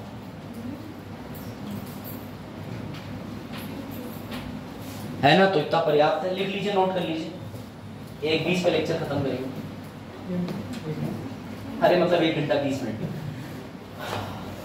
कभी कभी ऐसा होता है ना, स्वास्थ्य ठीक ना होने के कारण 10 मिनट पहले खत्म किया जा सकता है। कभी कभी ऐसा होता है ना, जैसे लंग्स में ज़्यादा इस समय समझ ही रहे हैं, जुकाम खांसी लग रही है, मेरी आवाज़ भी परिवर्तित है। अब मुझे आप ओपिनियन दीजिए, आपको ये शैली पढ़ाने की पसंद है या पहले वाली शैली पे आ जाऊँ? बताइए। दोनों शैली आपके सामने मेरी। मैं टीचिंग में विश्वास रखता हूँ, मेथड तो अपने आप बदल जाते हैं। आपको इस वाले में आनंद आ रहा है या पहले वाले मेथड से पढ़ाऊँ? बताओ। या मिक्स करके चलेगी कि मतलब ये भी पढ़ाइए, बीच में जहाँ बोरिंग लगे वहाँ पर बस 1-2 बार आइए और बस साज लगा दीजिए बढ़िया से। तुम तो ठहरे परदेसी, साथ में नहीं है। तो बताओ भाई, टीचिंग मेथड में कोई सुधार है, ये ज्यादा बेहतर? लेकिन इसमें आपको जान लगानी थोड़ी पड़ेगी समझने के लिए, क्योंकि मैं कायदे में इस समय बिल्कुल प्रोफेसर वाली लैंग्वेज पे आ गया।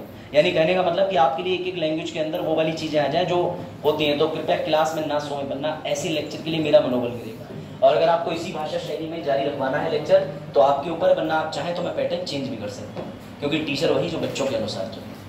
कोई दिक्कत? हाँ भाई बताओ दोनों बच्चों, समझ आ रहा है? आज घर जाके सिटीजन चार्टर पे कुछ याद करना, आंखें बंद करके, फिर आंखें खोल के लिखना, आरटीआई पे लिखना। अगर तुम्हें याद आ गया तो समझना टीचर के मेथड यही बढ़िया था, ना याद आए तो पुराने मेथड से याद करके कुछ लिखना, फिर तय कर लेना। आसान।